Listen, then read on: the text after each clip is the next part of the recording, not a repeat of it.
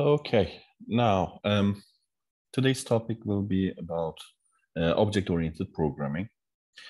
Since this is an important topic in programming, and since the course is called Programming Techniques, it is important to discuss object-oriented programming. Now, most of the time, we are okay with using scripts, coding functions, and sometimes it becomes so complex that we sometimes need a better coding strategy for instance. For some specific problems, recursive programming solves our issues. For specific programs, we just use toolboxes and stuff. But object-oriented programming has an appeal to itself. And about this appeal, now, most of the time when we use low-level programming languages like C, what happens is that the language that we are using has a syntax that is hard to understand and hard to use for a human being. Now, at that point, having a problem and trying to describe it to the computer, to the machine, it becomes a struggle. Now, using object-oriented programming, it is possible to have a more human-readable interface with the machine. So what we are basically doing here in using objects is that we have certain objects that have certain properties, and we also have methods that deal with objects, and this makes hopefully life easier. And having the whole structure, the architecture already set up, it becomes quite easy. But at first, there's also a learning curve, because you have to define an object and you have to get used to this whole object-oriented programming view. Now, we will just touch base on the object-oriented programming in our sense. So, and we'll try to be in a basic introductory level. Now, yeah, let's start with a polynomial class. Before I obviously go on, let me show you if you type in OOP Matlab, for example, you will get the official documentation, basically. Now, there are graphics that represent the objects, the classes, and then they have certain relations. You can have UML diagrams, basically, but we will not go in too much detail here. Yeah, there are, where's the documentation? Let me just look it up.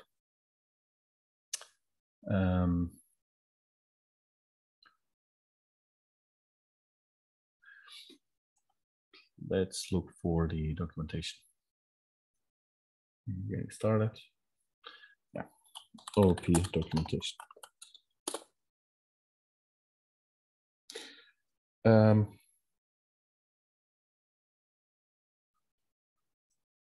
I guess if we type in doc classdef, it might help us out.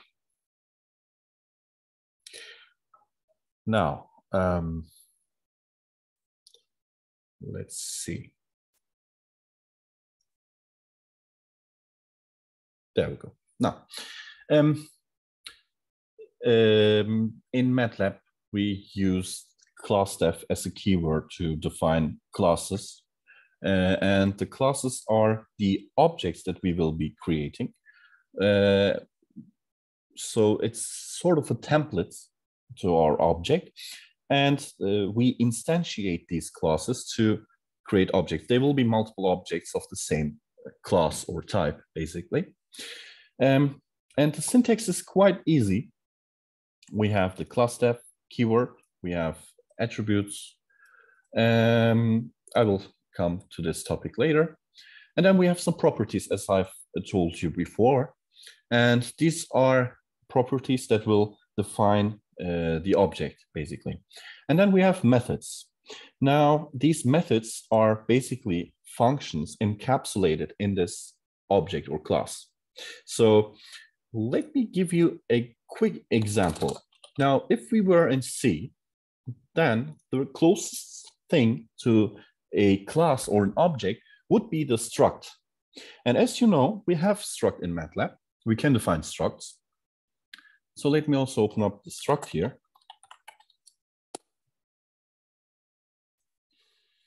Now, struct is sort of a pseudo class. And the way we are defining it is like this. Let me have a person, for example, and then we call the struct function here. And then, for example, we have name, and then maybe age or gender.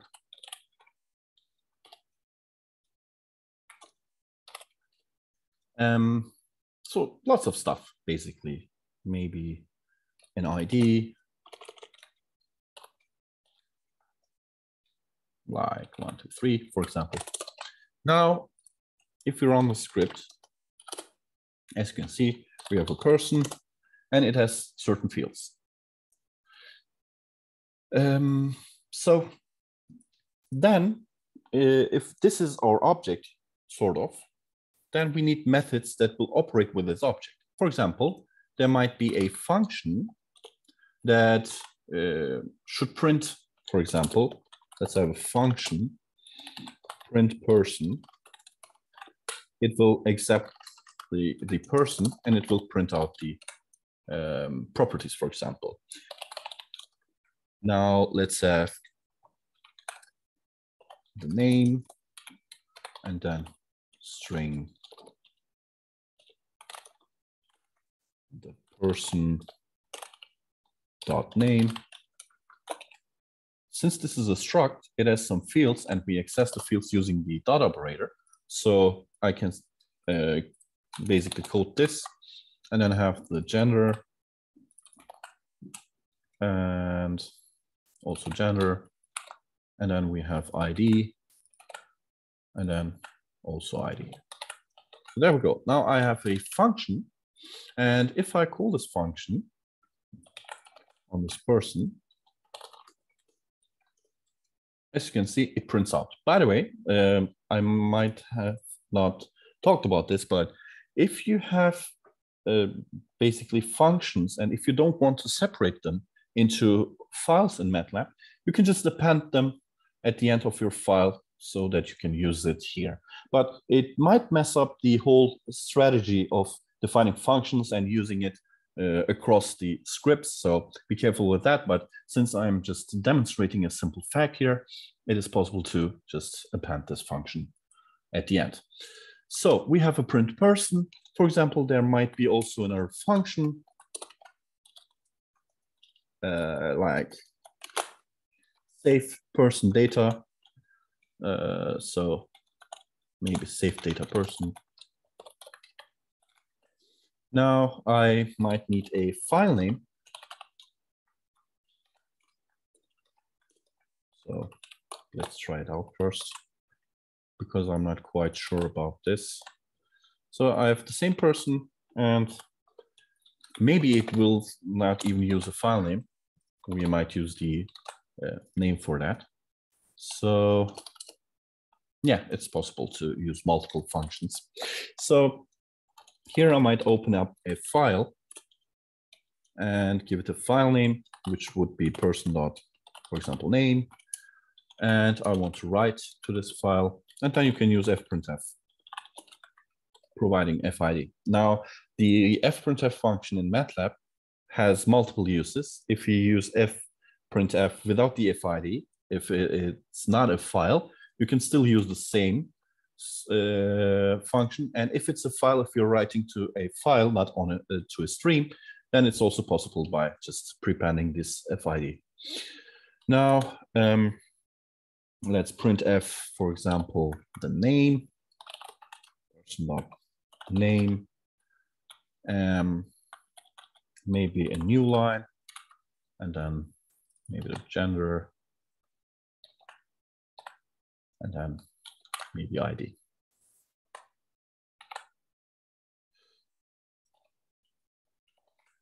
There we go. And then if we f-close, it's going to close the file. And we have a problem because of what?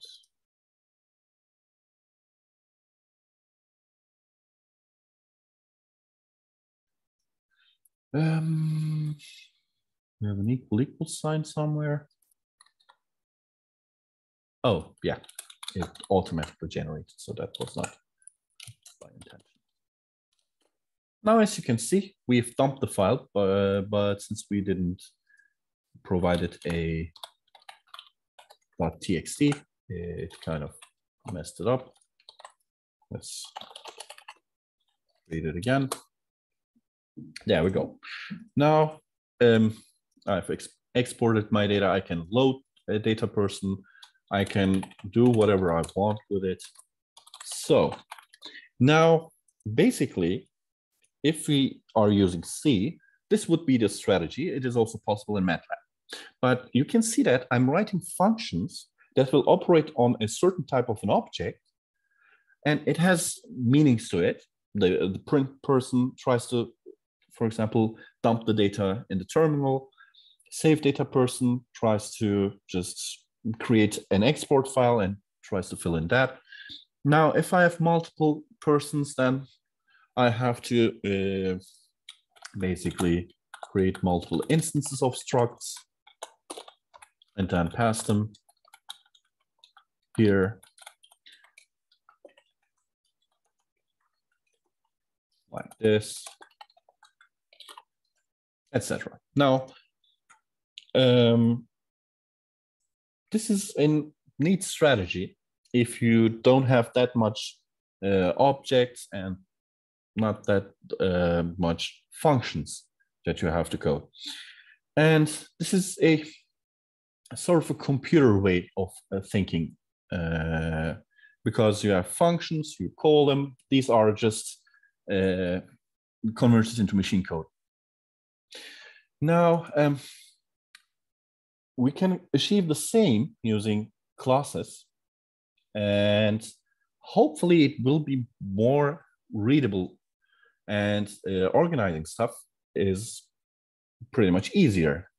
Now let's try the same example using the classdef as an introductory level. Did I open it up? Yeah. Now in classdef, we will have properties. Now remember the fields in this struct, like name, gender, etc. Here we have these properties which correspond to that. And then we have methods, which would be these pieces of code. So we can basically copy and paste it and reorganize it so that it becomes a class. Yeah, let's basically do that. And let's call our class the person. So person.m. Now, again, if we were creating functions, we would use separate files and name the file as the name of the function. The same applies to objects, to classes, so we will call this a person.m. Now, the first step is to define that this is a class. It would be a function if I want to use the keyword function. So it's basically the same syntax, classdef, give it a name, and basically end. So this will be our class. As you can see, it also changes its icon. Now, what do we have? Well, we have the name, so we will define properties. There we go. Now, one of the properties would be the name, and we might also have the ID and the gender. So I'm basically following this here. And then we will have methods. But before that, if I want to create this object, let's say p equals person, as you can see, you can use brackets, you can omit them if you don't provide any arguments. Now I have created my first object, basically first person instance. Now it has some properties, name, ID, gender, which is kind of the same as in the struct, but I need to fill in the data at this point. Now, how can I do that? Basically, if I use the dot operator, I can access the properties. Let's see, p.name, p.id. So pretty straightforward. Now, I have to say, for example, p.name is this, and then I have to say do we have age? No, we have ID, which is 1, 2, 3, and then maybe gender, something like this. There we go. Now I have filled the data, but this is not simpler than using this struct approach because I have to type it in. So it doesn't make sense if I'm going to use it with a dot operator and if I have to set every property using the dot operator. So how can I overcome this? Or is there basically a better functionality that I'm missing? Now, since we are creating objects out of this class, we are creating an object.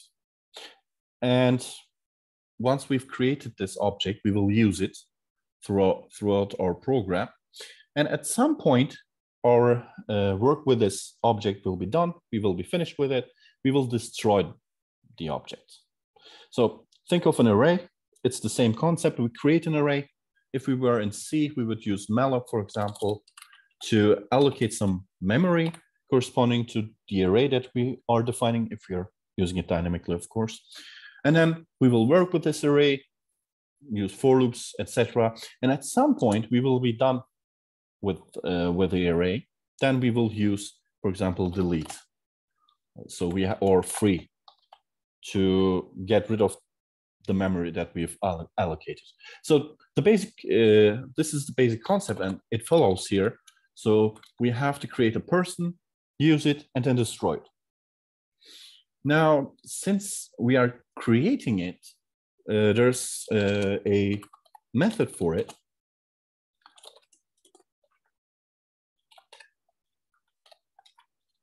There we go.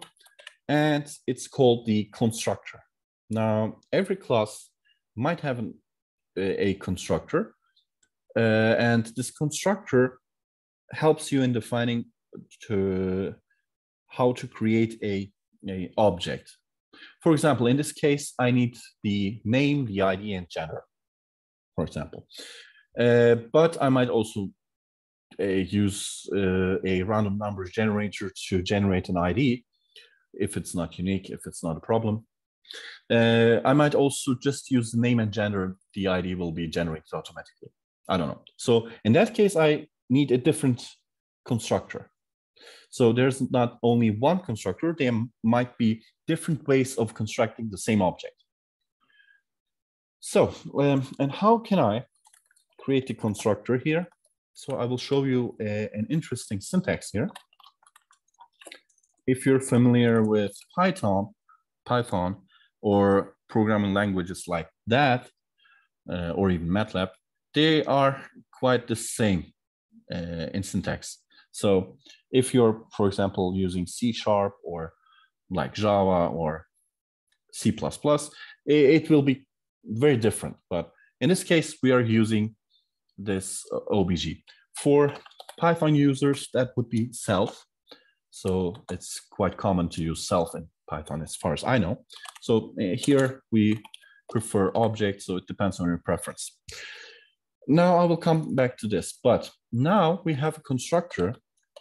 Let's display a message constructed. And let's see if this is called, because basically I'm not really calling it. So P equals person constructed, without the brackets, constructed. So if I create this class, if I create an instance of the class, this function will be called automatically. So that's nice. The reason why it is nice is because you can use some initial setup code in this constructor to organize stuff.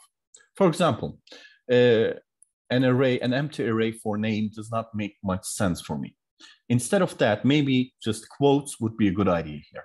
And the ID might be equal to -1 or 0, depending on your needs. And maybe a default gender or a different value for the gender would be also good. So what I can do is I can do the following. I can say, okay, once I am creating this, since I have no arguments, and since this works like a function as usual, because if I define a function, I give it some arguments. I have no arguments defined, so that means that it will need no data from its creation. So I have to come up with data, for example. So the name may be an empty quote, or I could also assign it the default name, for example, name. But let's go with this. So name should be equal to quotes. And then I want to set up the ID equal to 0, and I will not touch the gender. So yeah.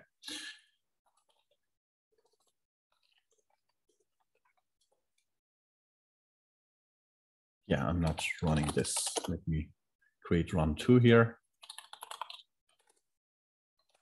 Equals person. Run 2. There we go. Now, there's a problem. And the problem is the following. The constructor did not work as I expected. So let's examine this. Constructed.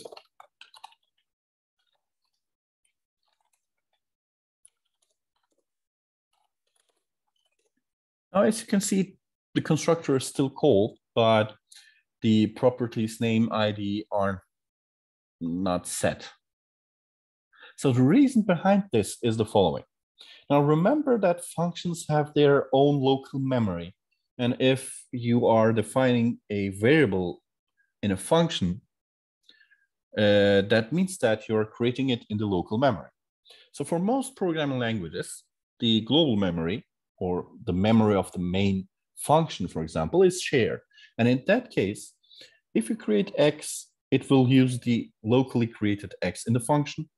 If not, then it will use the global X. Now, in this case, instead of setting up the property name and ID, what I'm doing is I'm creating new variables, local variables called name and ID. I assign them to values, and then they will be, they get destroyed, and I didn't set up my properties. So that's what's happening here. So to fix that, we need a mechanism that helps us out in differentiating properties of the class and, for example, local variables. So therefore, in Python, in Matlab, what you need is you need some sort of a pointer or an object all of the time that corresponds to this instance, this object that you've created. So by this object, OBJ, what I mean is the created object that I'm dealing with now. So basically, this is P, and object in this case stands for P.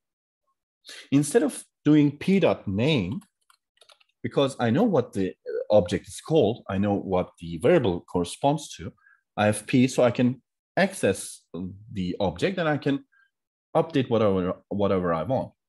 But in this function, I don't know what the variable is. So locally, object refers to the object itself, the class itself. So if I want to assign the name ID whatever property of the object, I have to use this. And as usual, instead of doing f.name, I will use obj.name. You can call it self. So self.name means the class itself, the instance, and its name. So basically, this is our strategy here. Therefore, we need to use obj. And keep in mind that during the creation of the object, I can, and I will most of the time, use some brackets. So this means that I'm sort of calling the function, and I should expect a return value from the function, because that will create me the object. And as you can see, even though I didn't assign any variable to this, it's just stores it in the answer in Matlab, and you have a return value, namely the person object that you have created just now. So this is basically the return value of the constructor, which corresponds to the created object. Now, therefore, what I need to do is I need to type in object.name should be equal to id, object.name should be quotes, object.id should be equal to 0. Now, as you can see, I create my object, and in the constructor, if there are no arguments, what I will do is I will just set the name to quotes and id to 0, and that's it. What about arguments? So what if I want to provide the name, just the name, not even the ID? So then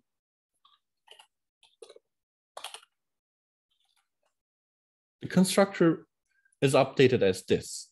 So I have an argument corresponding to the name. Now I have the name. This means that I can still do whatever I want. So I'm setting up the object's name to the name that is the argument of the constructor. So by the way, this syntax here is more human readable, as you can see. I have said that the name, and if this dot corresponds to of the object. So this is hopefully easier to process. Now, let's try this out, by the way.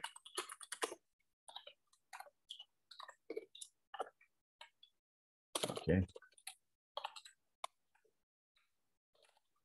For example.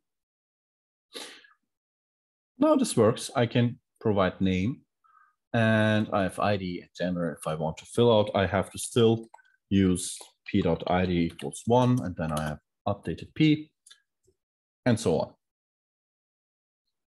Now, at this point, I want to create an object that has no name. For example, person, an empty object.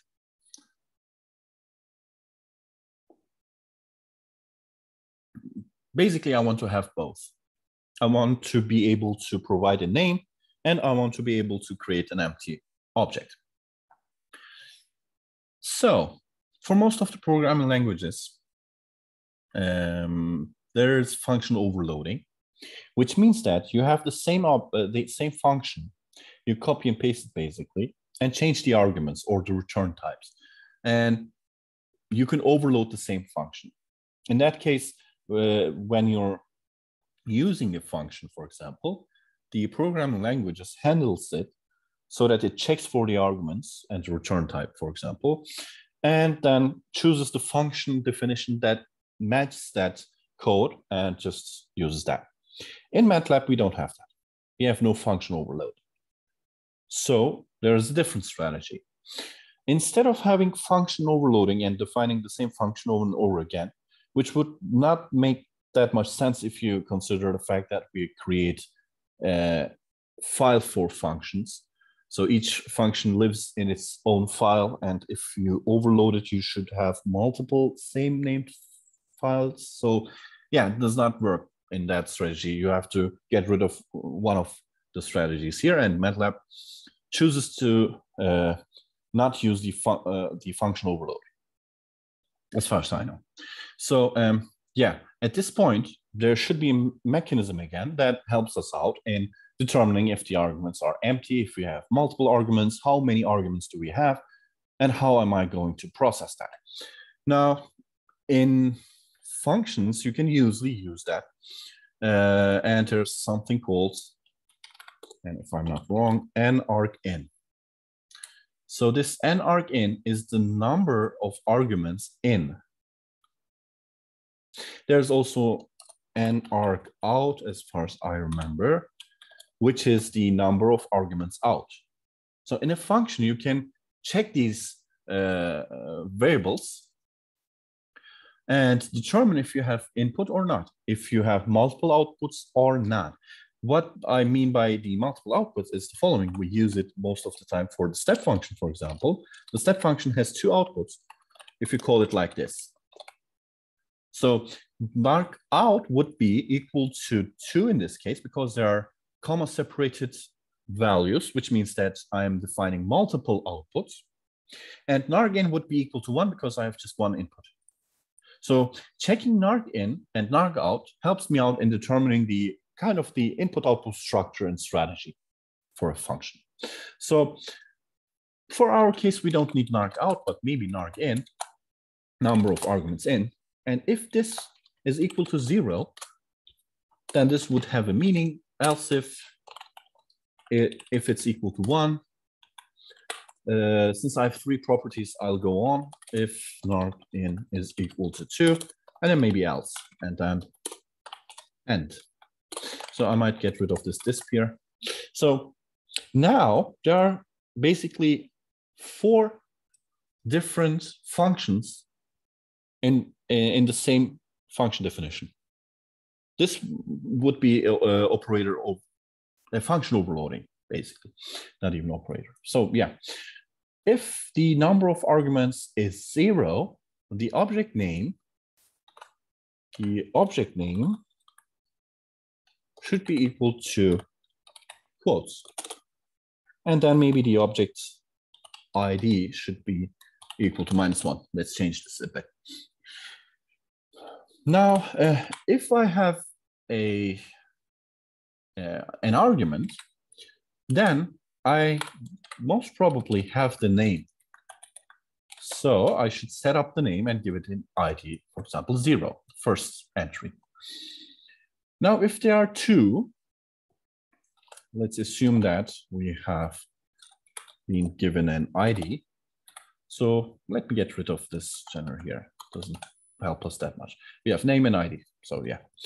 And if we have 2 arguments, we have basically the name and the ID. And otherwise, we might display an error here.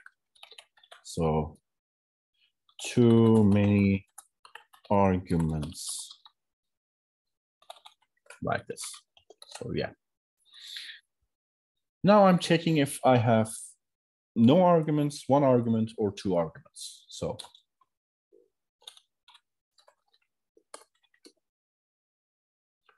let's create a person, an empty person for starters. Yeah, I should be consistent with this. There we go.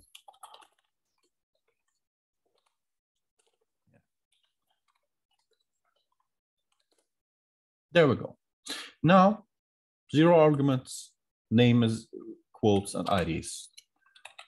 Given, if I give it a name, now the name is set up and the ID is 0. And if I also give it an ID, I can set up the ID.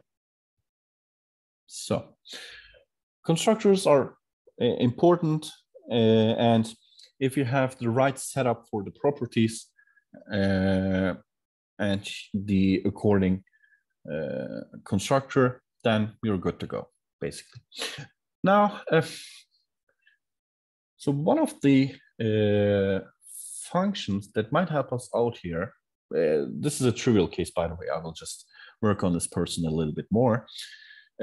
But this might become complex, so complex that you have to deal with stuff like that. There might be so many properties and methods that you might get lost in. Hopefully at the end of the day, we will have such a class. Let's first of all create a function that will display it a bit nicer. So we have done it already here. So let's convert this print person into a person.print. So this was the constructor. So this is, let me constructor. So here we might have the print method. So I'm going to call it a function print, and that's it. So this function does not use any arguments because it will print the properties of the object, which is already stored in this object. And it does not return anything because it will output to the stream, to the console. So I might go ahead and use this here quickly. There we go. Now we don't have any gender anymore. So name and ID, and person.name, person.id. So of course we were using person because the structure or the object was called person, and the function here was accepting the argument person, and then it was just using person.name. So in our case, we don't have that, but we have the object. So I need to use object.name, object.person, object.id. So now there is an issue. If you look close to this class definition, all the 33 lines, you can see that there's no object defined. The only object that is defined here was in the constructor. And as I've told you earlier, this object can be used only inside this function because it's a local variable, and I don't have that object globally. So this print is not aware of this object variable. So we can't use object here. It's not defined. So let's try it out. Let me show you. P.print.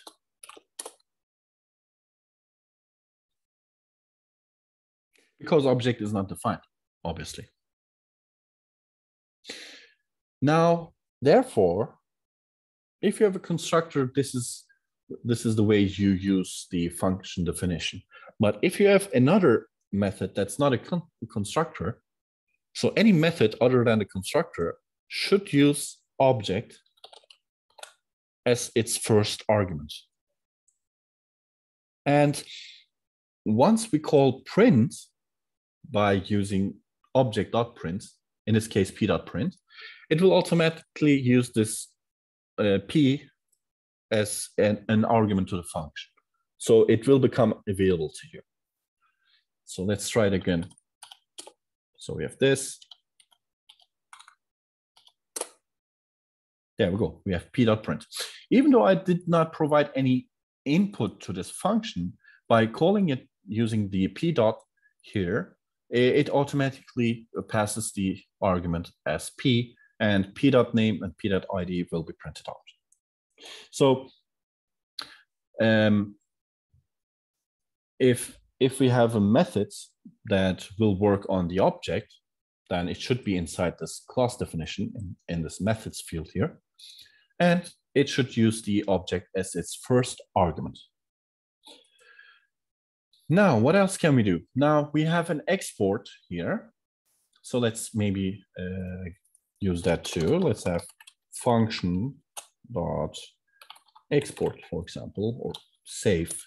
Let's call it save. And I will use the object here.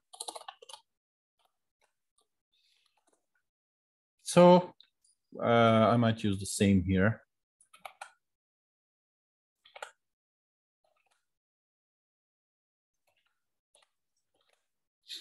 But let's say we want to use a file name.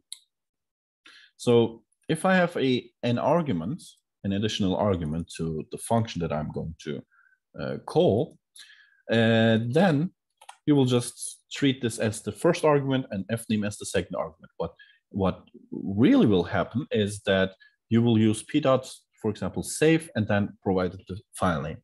So it will automatically deal with the p dot part, and it will just pass it as object. And then when you pass the next argument, that will be treated as the next argument.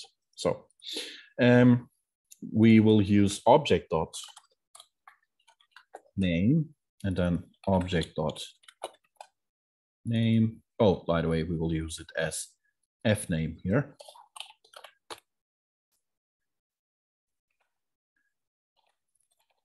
There we go. So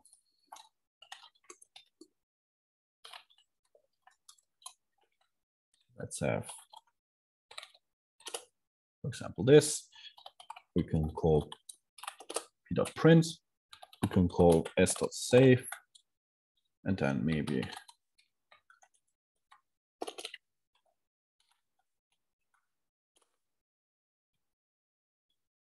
yeah, we don't have this, so basically. And this is ID, of course. There we go.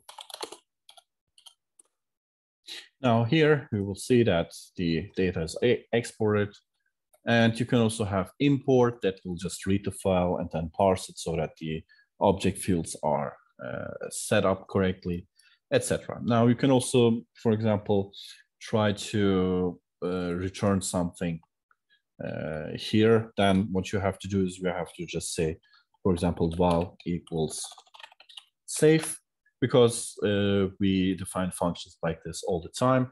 If you have one output, then this is the way you will use it. If you have multiple ones, you can just say y1, y2, and then use this. Now, the only difference between a method of a class and a normal function is this object comma here. So you have to always define the first argument as the object reference. Yeah, we can get rid of this and then use the object of name. And we have no outputs, so that it will save it as object.name. There we go. If I provided arguments, there we go. Now, if I accidentally, for example, provide some input, it says too many inputs, but you can also check it yourself. You can say if nargin, it will still work here. If it's 0, then, for example, this, or else if nargin equals 1, and then else, and then end. Now, it may be the case that you want to use a different file name for it, for whatever reason. Then you can just use this here, using fname. And here you can display an error message: too many input arguments. So let's see.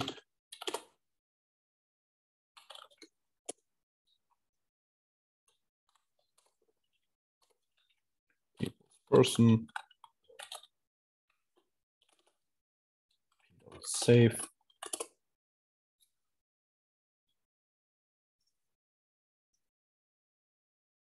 So not enough input arguments. If nargin is equal to 0,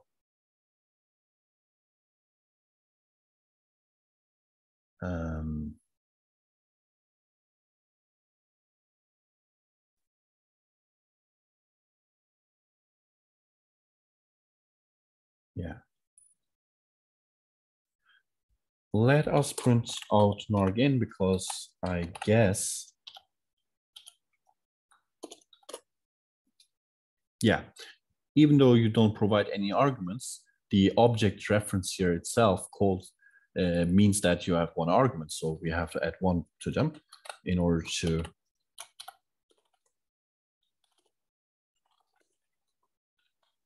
create this again. P.save. There we go. P.save.asd. There we go. P.save ast, a, or numeric value, too many input arguments. So you can see that you have to count object itself as an argument, since it is defined like that. And if you have just one argument, meaning that object is the argument, then you will use this code. And if you have an additional argument, then you have a total of 2, which corresponds to this. Now, by the way, the only difference between this case and this case is the file creation. So as a good programming practice, I would not use this duplication here. Instead of doing this, we might just use this part here, down here, because the only difference is here. And for this case, I should use a mechanism that will stop execution at this point, and that would be assert. Now, let's look at the documentation, because it's a good idea to place these. Now, assertion is really important. It'll just tell you what's really going on or what you've messed up. And you provided a condition. Now, this condition should be violated. If that's the case, then the message is displayed here. So, for example, you have a value that's defined equal to 7. You have x equals 26. Now, if this is the case, assert. The expression evaluates as true and the assertion passes. Now, for example, this assertion fails. Now, if you use assert false,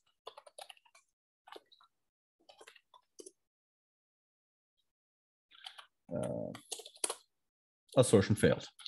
Now, for example, this, you can see assertion there. So if nargin is greater than 2, I guess it should be something like this. So 2 less than 2, comma AST. There we go. If this is violated, if there are more than 2 arguments, then through an assertion. So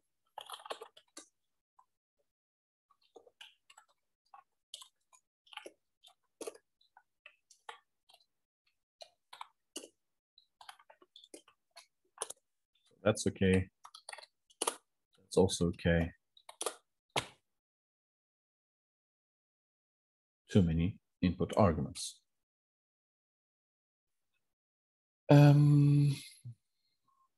Maybe let's also indicate that we have an assertion.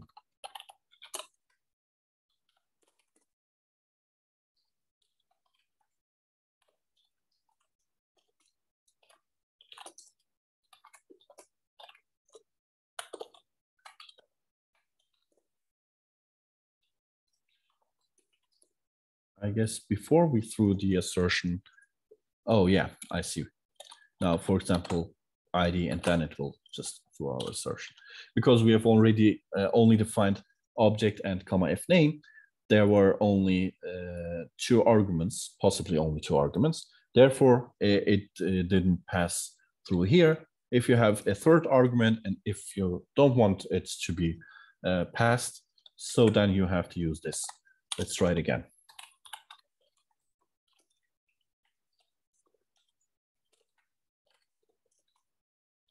P.save.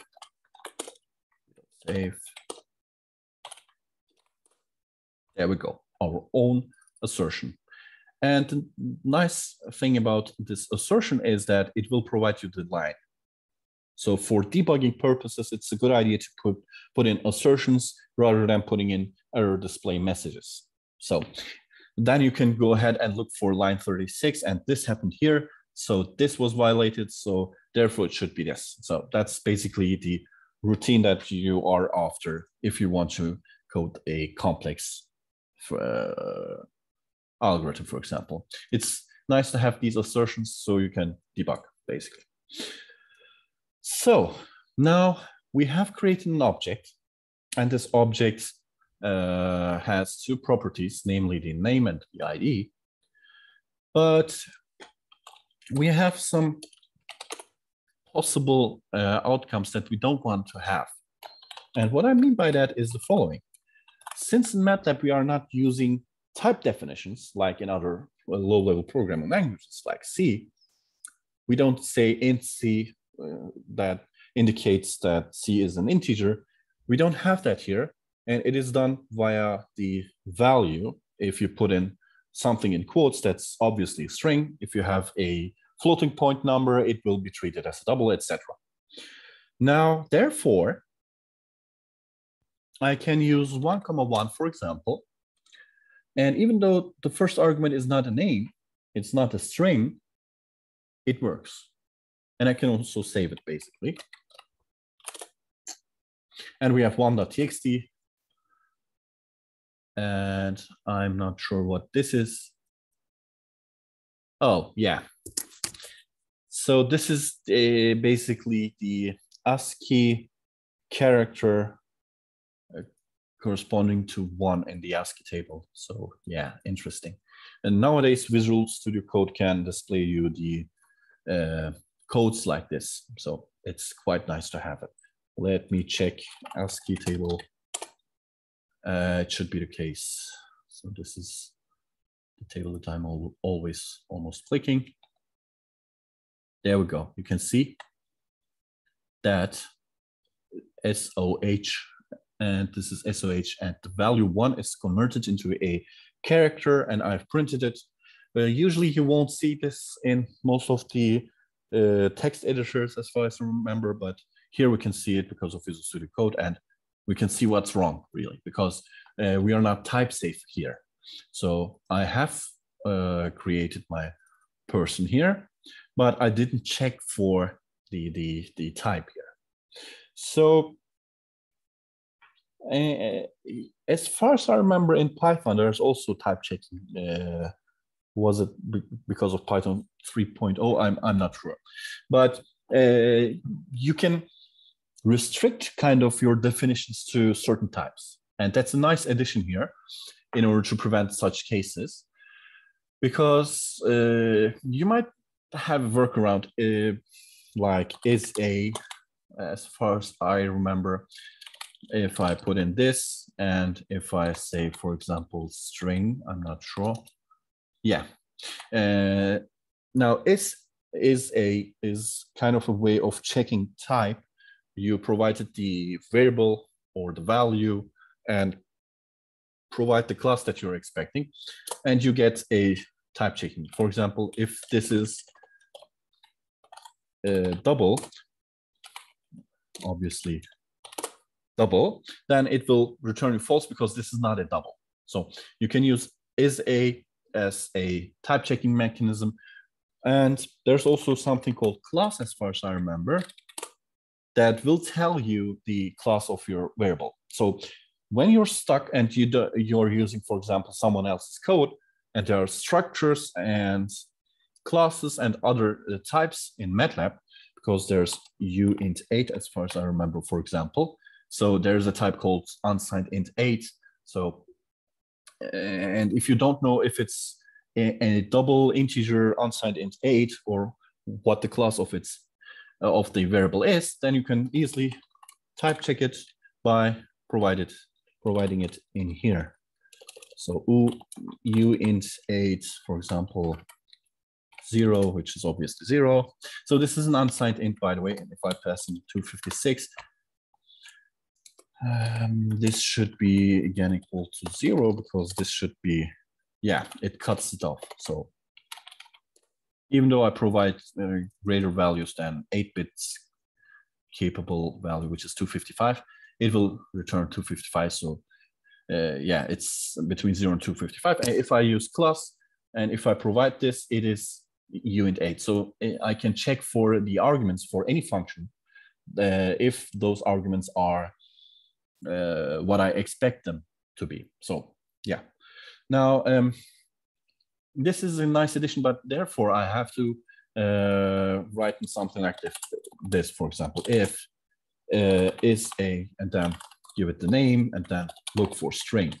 Now, if this is a string, then everything should work. But otherwise,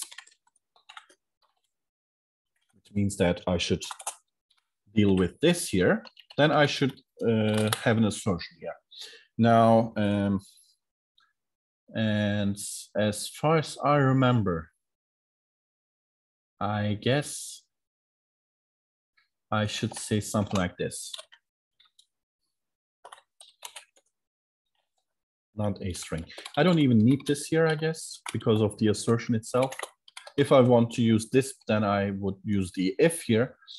Let me try this out. Let me change this into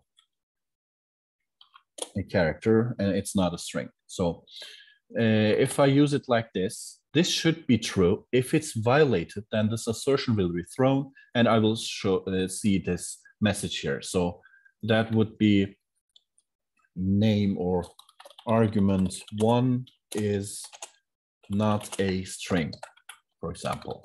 So this assertion should help me. Do we have it again somewhere here? There we go. Now I can see that in line 9 here, the argument, the first argument is not a string. And if I dive deeper here, I can see that, okay, I was checking it if it's in a string or not. So yeah, but this should be, for example, these assertions should be put in all functions where I will use these arguments, and I should type check them one by one. So this does not seem that much handy, and it seems like we will all omit this because, yeah, why should I do it? Now, in order to get rid of that, I'm not sure if they put it in the documentation. They should be. Yeah, there we go. The second definition of a property. Now, we give it a property name, and then we have a size, and then a class, and some validation functions, which is too much detail for us for now. But we can provide a size and a class. And I'm not sure if I can bypass size and just use property name and class. Let's try it out. So I know that this will be a string. So that's basically the syntax that I'm after here. And yeah, it works basically. And interestingly, it also converts this one that I've provided as an integer or double in this case. It did convert it into a string, which is nice. So it automatically kind of num to str'd it, I guess, or constructed the string with this data. That seems to be the case here. So if you provided string 1, it does this as expected. So yeah, and I know that the ID should be, for example, a double value. Now we have integers. I'm not sure if it was in 64. Yeah, but we should pass in some arguments. So yeah, there is also uint 64, I guess. It's 64-bit unsigned integer. So if you want to use specific types with specific ranges, then you can do that also. So it is not only treated as double. You can just use uint 64 for an ID. That would be a good idea for most of the cases. So yeah, but let's stick with double because sake of simplicity. There we go. Now, do we have any concept that I didn't briefly introduce you to? Now, yeah, seems to be all right. Okay, now if you want more detail, you can always check the documentation here. It will give you some in-depth explanations. We have enumerations and events, but I'm not going to talk about them because we will not use them most of the time. And if you're interested in them, you can just go ahead and check this out. Now, let's have a more meaningful class and an example. So there will be part 1 and part 2. Now, in part 1, let's have a polynomial class, but since the polynomial is already taken, as far as I remember, for some reason, I didn't use this. So let's check polynomial. Yeah, in my case, it was used, I guess. You can use polynomial, but I did use polynom. Yeah. So let's have a class called polynom, in our case, that has certain functions that will help us here. And for example, it will check if the object itself is 0. We want to plug in something to the polynomial. For example, we have s squared plus 2s plus 1. We want to plug in 1, just use eval, and then it will just plug it in. And then we have plus, minus, which will add to polynomials. And then we have integrate, differentiate, which should take the difference of the differentiation or integration to the corresponding polynomial. By the way, we have just a one variable polynomial in our mind, so not a univariate or multiple variable polynomial. So, and then we will have EQ, which will check if it's equal or not. We will have plot and display to plot the corresponding function to the polynomial, and then also the disp method that should show us the details. Now, this does not seem that much exciting if you think about just coding, but there's a little difference here. There's a slight difference here, which is pretty important. Most of the time, if you define an object, p person, let's have 1, 1, because I like this. So if I use p plus 1, it doesn't make sense. Now, in this case, if I'm defining a polynomial as a class, as an object, then I will not be able to use the plus operator here. So that's quite important to note. I will not be able to treat it as it's for example, a vector in Matlab. So if I have a vector, I can use whatever I want, and I can just say p plus 1, and it works. So this seems to be more inferior in the object-oriented sense, but it's not. Because if you use Matlab, you most probably will not use a polynomial class, but if you use any other not so flexible programming language like C, then you would most probably use this object-oriented approach here. And I'm trying to, because of the educational sense that I need to have an example that shows off the properties, I will again have a trivial sort of an example. But learning from this might be helpful in other areas, which would be too complex to cover in this lesson. So yeah, we will look for this addition, this subtraction, for example, and if Matlab has a way of giving us the capability of doing it like polynomial p and plus 1 should give us the according polynomial. But first, let's start with the object itself. So let me get rid of these here, and this maybe. Yeah, I can not delete this because it is in use, by the way. So let's delete these. For some reason, I'm not able to. Yeah, let me clear CFC. It locked the files for some reason. Yeah. Can I delete this? Yeah. Can I delete this? Let's close this. Yeah, it'll not close. Let me just exit the Matlab and then try it maybe. Yeah, now I'm able to. For some reason, I didn't close the instance. I don't know. Yeah, let me open Matlab again. There we go. Now let's call it polynom.m and classdef polynomial.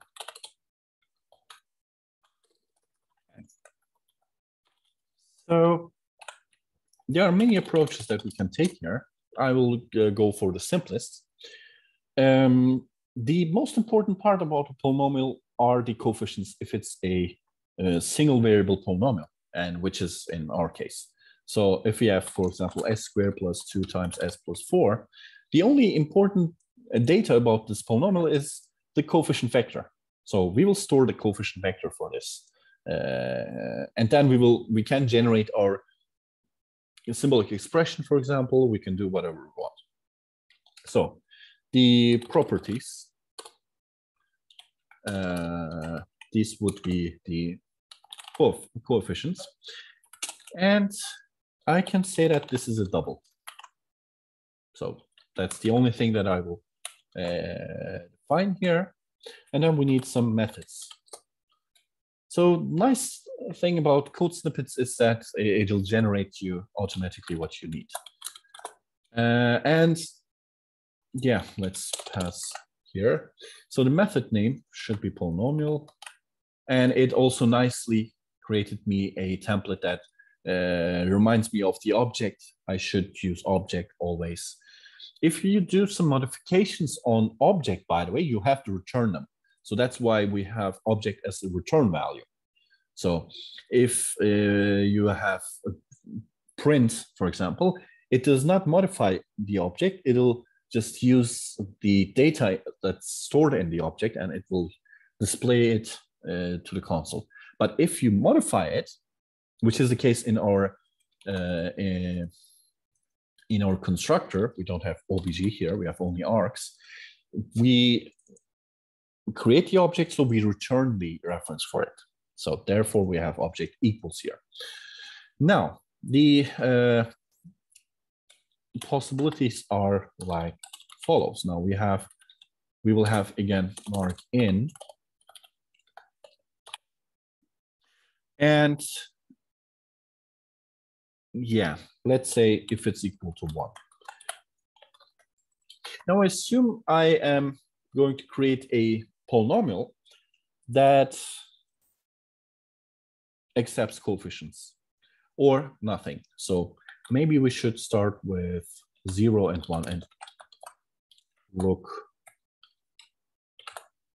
Yeah, look for the number of arguments. So let me display the number of arguments here equals polynomial and then maybe 0 arguments. So we can see that we have 0 arguments. So I can check for 0 if nothing is provided, and I can check for 1 if 1 argument is provided. So there we go. Now the first step would be to fill in the data. So object.coef should be equal to coef, but not here, here. If we don't have any input, I guess defining 0 would be a good idea. So let's have this. Instead of having coef, I will have 0. So if I create a polynomial, an empty one, it should be equal to 0. And if I have a coefficient vector, then I should store that coefficient vector. And as a good programming practice, I might put in an assert and say that coef should be a double.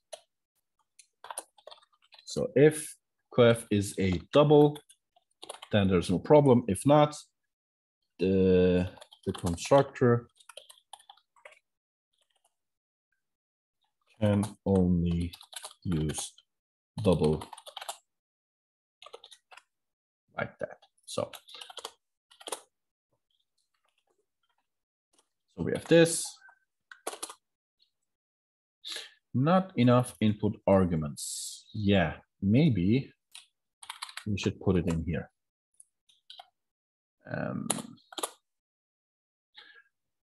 But in, yeah, I should be provided at least one argument. So instead of having else, I might also check the amount of input arguments, but Matlab would do that too. So maybe that's not necessary, because since I didn't use (2), (a), something like that, I will never have the possibility of having nargin equal to 2. So because of the lack of this definition, it will just basically throw an error before I am able to throw an error. So yeah, seems to be all right. Of course, I didn't check if it's a coefficient vector or not, which is rather irrelevant in our case, because if I'm providing just one single element, then that would be equal to the polynomial. If it's 5, it's 5. The polynomial is equal to 5. That's it. If it's a coefficient vector, then I'm going to be more interested in the details. So, yeah. Whilst I'm at it, maybe I can also have some interesting constructor arguments. For example, what if we accept a symbolic expression as a polynomial and convert it into a class? That would be nice, I guess. So having, for example, sims s, and then being able to pass in s squared plus 2 times s plus 4 would be interesting. So I might be interested in that. And let's check the class of the answer that is provided, and it's sim. So I might go ahead and look for doubles or symbolic ones. So maybe I should do something like this. Maybe or is a sim. So before I do something else, let me check it out. So I can use this here.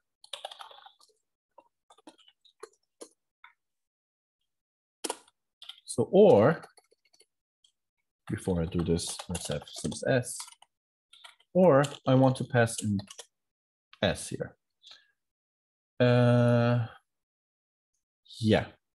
At this point, I should not set it up here, because I'm trying to use the symbolic expression on the right-hand side, and on the left-hand side, we have this double restriction. So it tries to convert it, but cannot. So yeah, I'll deal with that in a minute. We don't have s.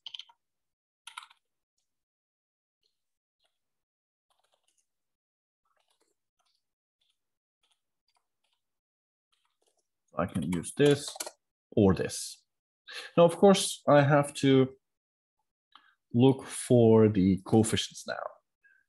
And if I put in something other than that, let's say true, for example, it throws an error and says it can only be used double or sim. That would be a good extension. So now if it's a double, if is a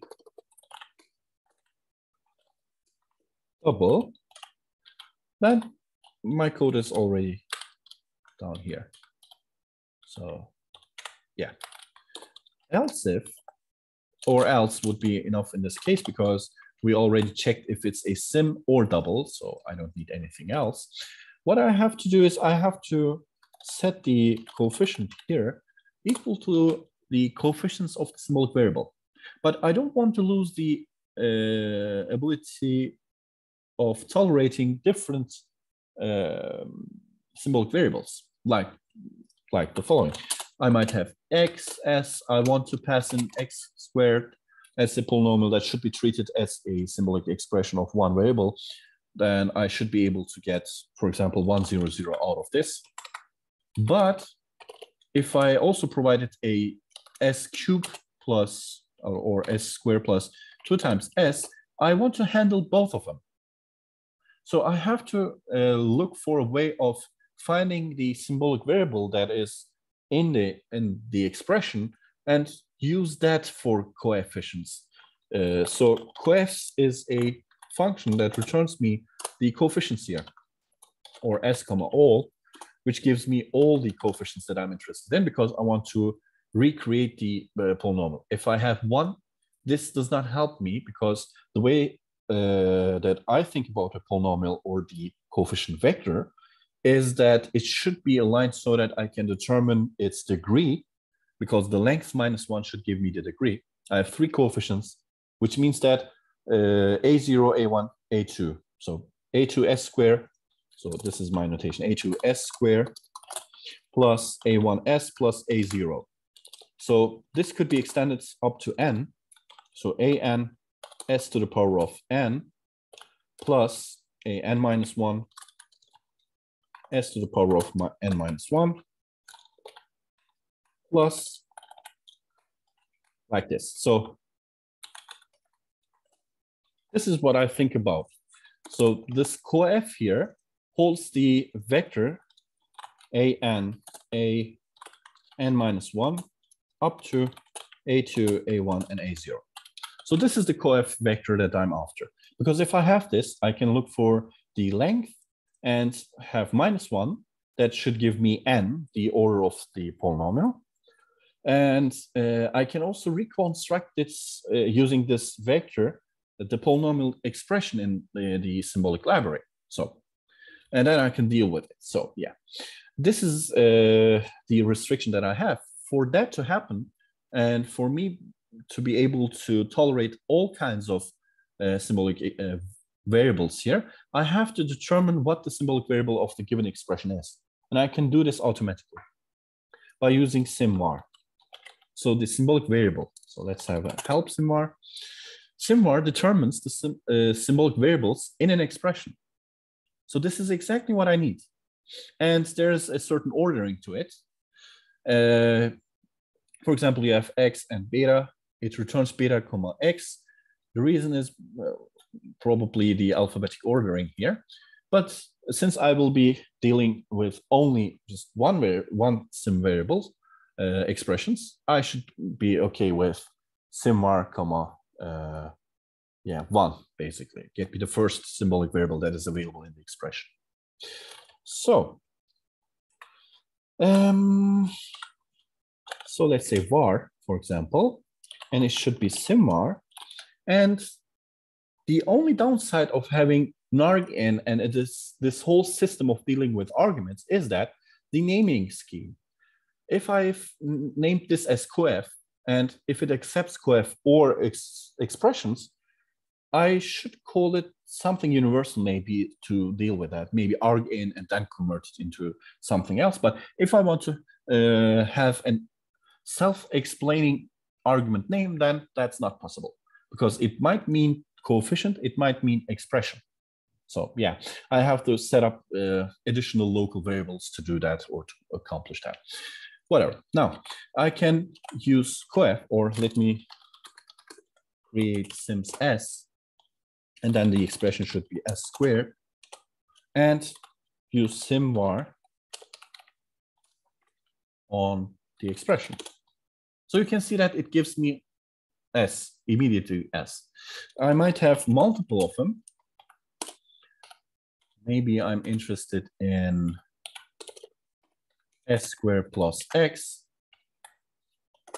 It gives me s and x. So the alphabetic ordering is there, I guess.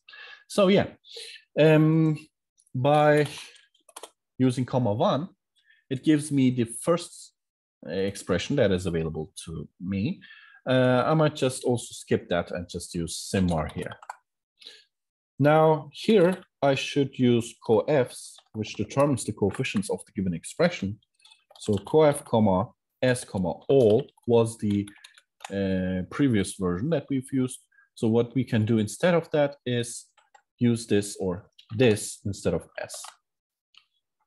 There we go. Or if you want to be clear, you might also just use s here to remind you of this here, this expression that we've used.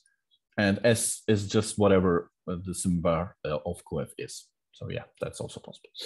Now The only thing that I should do now is I should convert this into a double, because if you remember that having symbolic expressions here, using a symbolic function returns me symbolic values. So I'm dealing with double, so I should convert that into double. So instead of doing this, I might pass in more than one symbolic variables.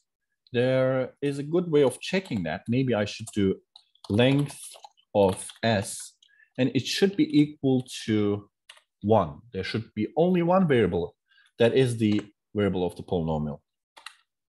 So, and before that, I should assert length s equals 1. Only one symbolic variable can be accepted. Something like this. Maybe a better explanation. I didn't come up with a good one. Yeah.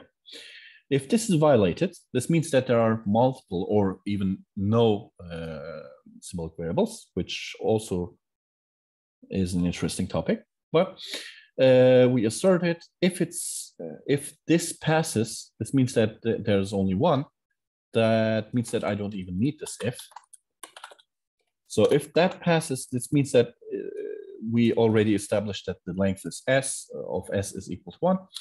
So get all the coefficients and convert it into double. Now I am able to convert it into double because this coef function might return symbolic coefficients. And if I call this using the double function, if I'm trying to convert a symbolic expression into double, that's not possible. And at this point, it will crash.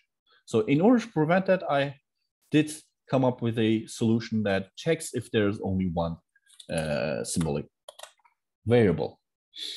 So hopefully, maybe we should just clear, see, P, maybe create S or X, and then P equals polynomial. And get rid of this. There we go. So coefficient equals 1 because I have provided argument 1. If I provide a double vector, it also works. If I provided s squared plus 2 times s plus 1, it's also possible. And the ordering is also correct, s squared. So let me check if it's correct. So as you can see, it is correct. It determines the coefficients of the symbolic variable s. That's the only variable in the polynomial. And it works basically. Let's check if I'm able to use other symbolic variables, and I am, because the polynomial is just a polynomial. If it's depending on x, if it's depending on s, is not the problem of this object. So, yeah, what happens if I provide s plus x? Now I have to have an assertion that gives me the line of error, which is this, and which violates the length equals 1. Which means that there are multiple symbolic variables. If I call simvar, I will see that I have, yeah, I cannot call this on P. If I call simvar on this expression, I can see that there are multiple. So during the construction, I have the capability of having no inputs.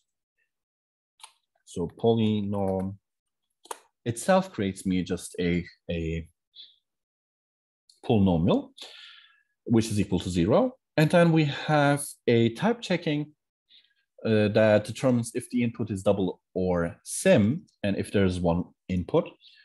And if this is double, I'm just using that vector. I might also have some size checking here because someone could input a matrix in here and it would mess up our algorithms or functions in this case, but we will not deal with that. So you can check if there's a size 1, comma something or something, comma 1. If it's a row vector or if it's a column vector, you should maybe check it here. Or you want to have matrix polynomials sort of. which is also fine, I guess. So now, if it's a double, it directly takes the coefficient list or vector. And if it's a symbolic variable, which is the only available other case, it checks for the symbolic variables, determines the length of them. If there's only one, then that's what we want. If not, then we have an assertion, and that's it, basically. So we have the constructor, we have a polynomial. Let's check if it's a zero. This will be pretty easy, but we might also be careful in doing this. Now, by using classes, by having objects, we have to also think about the possible inputs and outputs. So that's really important here. Most of the time, if you have function overloading, you let the compiler to warn you, and you're okay with that. But in Matlab, you have to be more careful with that. It gives you certain flexibility, but it has its own responsibilities. So let's have a function that determines if it is a zero polynomial. Now, interesting stuff will happen here because we don't need any input, because the coefficient will be the deciding variable here. Now, if it's a scalar, if the size is equal to 1, then I can directly check if it's 0 or not by having this. Now, val should be a Boolean value here, so true or false. If it's 0, it can either be true or false. So coef equals 0 makes sense here, but I'm not sure about a vector. So what if we have a polynomial that is created like the following? If I have, for example, 0, 0, 0, maybe another 0 here. So this is also possible for some reason. Actually, not for some reason. If you have a polynomial, if you subtract another polynomial, you might end up with 0 in the coefficients, which is practically a zero polynomial. So how can we determine if all the coefficients are 0? Now that's important here. And yeah, well, there's also the size here. So the sum of the coefficients should give me 0 if it's a 0. So that might be one of the possibilities. So I might go ahead and call the sum function here and provide it a 0, 0, 0 vector, and it should give me 0. Now, this means that I should take the sum over the coefficient, and if it's a scalar, it will just return the scalar itself. So by using the sum of coef, and if that's equal to 0, return this value, it should determine if it's a 0 polynomial or not. So let's have polynom, and then maybe 0. So if p is 0, yeah, again, we need to use object.coef because there's no such thing as coef as a local variable or global variable. So object.coef means that the coefficients of this object. So let's give it another try. A0 gives me logical 1. So it should work for certain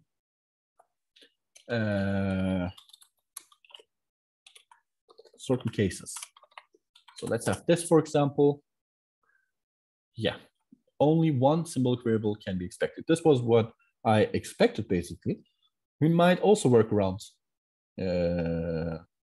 We might also end up with a workaround here, because it might be the case that I have a high precision symbolic variable that has no symbolic variable. So it should be either equal to 1 or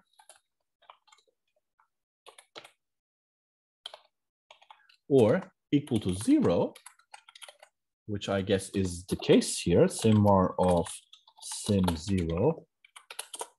Yeah, it's just 1 by 0. So the length of that should be 0. Yeah. Now, if it's 1 or 0, I should, yeah, I should look for the length equals 1 case, and else I will just convert it into double directly without using anything else. So just the coef here. So if I do this, I should be able to define it. Yeah. Now, interesting. So 1 by 0 double is quite interesting. It created sort of a zero-sized symbolic variable for that. No. If it's 1, it's equal to 1. Otherwise, it's not. So can I add something to this? Yeah. Let's create this and then add maybe. Yeah, I can work around that. So maybe leaving this like that does not cause a problem. So now let's create a polynomial. And before doing that, maybe a symbolic variable. And 0 times s squared maybe should be our polynomial, and p dot is 0, should give me this. Now I might also test for 0, 0, 0, 0, 0 maybe, some huge polynomial, which is actually 0. There we go, logical 1. So iszero works kind of.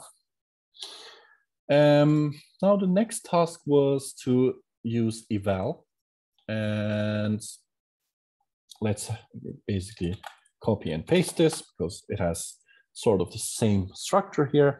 The only difference is that eval function will take an extra argument, which is the value.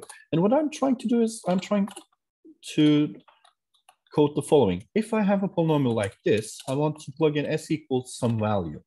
Maybe having this in the comments should help. So this is what I'm trying to implement here. And by directly substituting something to this polynomial, I should get the result here. And I will not use anything else than this eval here. So now what should we do here? Now, first of all, the strategy would be as follows. I have the coefficients here, and I can use the symbolic toolbox. So what happens if I convert this coefficient vector into a symbolic expression of a variable of my choice and use just subs into it? That would be pretty nice. So maybe I can use that approach, or I can just directly also implement the evaluation step here because I know how to calculate it. If I have val, for example, instead of s, I can also use val squared times the coefficient of s squared plus 2 times, which is the coefficient of s, times val itself plus the constant term here. So I can also do that. So I should have the polynomial here. Now let's determine the order of our polynomial because that might also be necessary. And I know that the order can be determined by using the length minus 1, because if the I should count how many s terms there are, and I have also the constant term. So basically using length on object.coef should give me how many items in the vector are, the count of them, and minus 1 should give me the actual degree. So I need a for loop. I need to cycle through each coefficient here, basically, up to n plus 1, because this is the count of coefficients. You might also use len and n separately, but I'll use n and n plus 1. So the coefficient, let's say A, or let's say coef. So the coefficient here is object dot, did I use coef? Yeah, coef. Object dot coef I, the ith element here. So I start from here. So basically, this is my polynomial, for example. I start with 1. So maybe we should have 1, 2, 3. So this is s to the power of n, because degree is n. So what I can do is I can use p-val equals p-val plus this coefficient times s to the power of something. And yeah.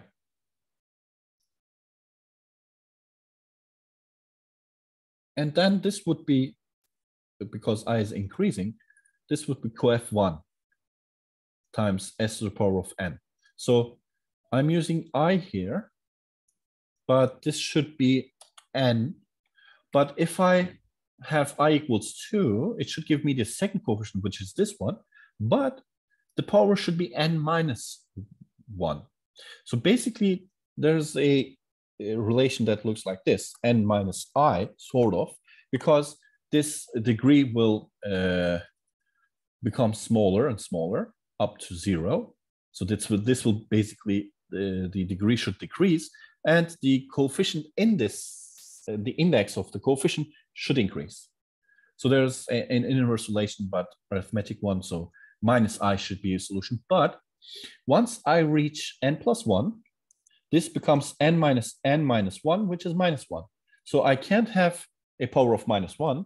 It seems like I should add 1 to this.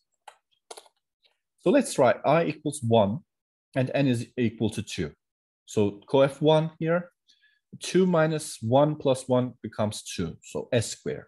So seems to be okay. If n is equal to 2, this I becomes maximum 3, which means that coef 3, which is the last one here, and n is equal to 2, and we have plus 1, which makes 3, minus I makes 0. So s to the power of 0 is the constant term. So this should give us effectively the polynomial. A symbolic expression could also be generated here because we don't have s here. So maybe I could just use sim s here. So it will just automatically create me this symbolic expression. Let's, before we do anything else, let's display this p-val here. Let's try to see what happens. So polynomial of 1, 2, 3, and then p dot eval 2. So as you can see, I've called this function here, and it created the polynomial that I'm after. So I might use subs here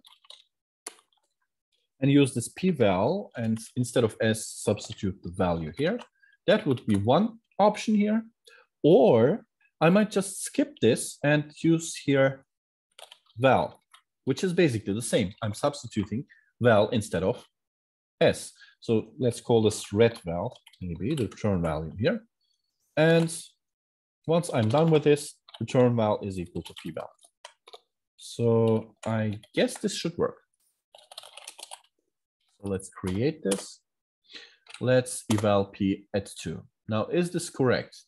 The square of 2 plus 2 times 2 plus 3, which is 11. Nice. So if I plug in 0, by the way, it should give me 3.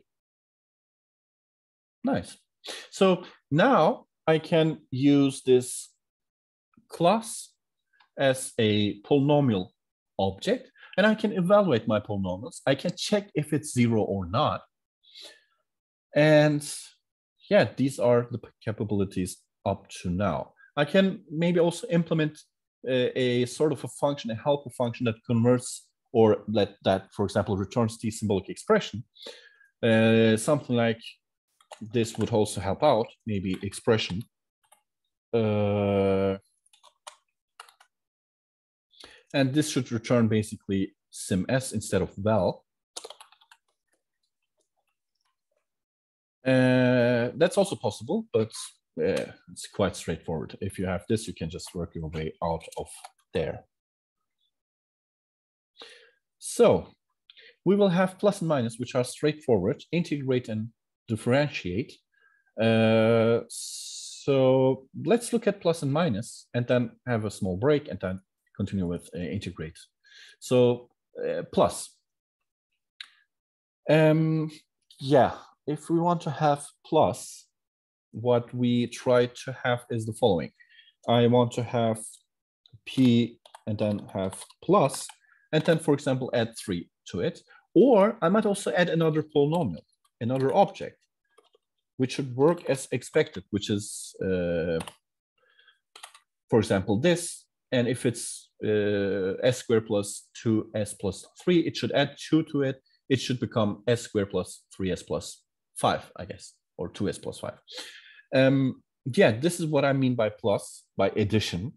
And let's try to implement that, which should not be a big of a deal. Let's try plus. Now, I'm going to call it other because this might be another object.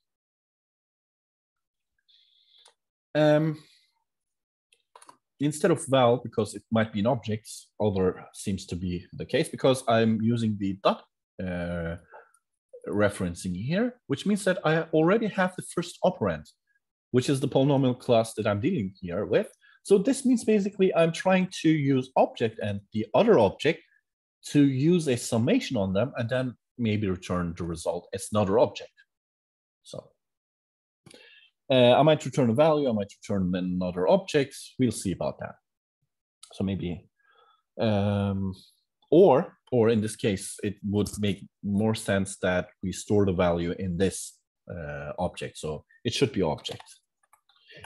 Now, for the first time, I am modifying the object itself.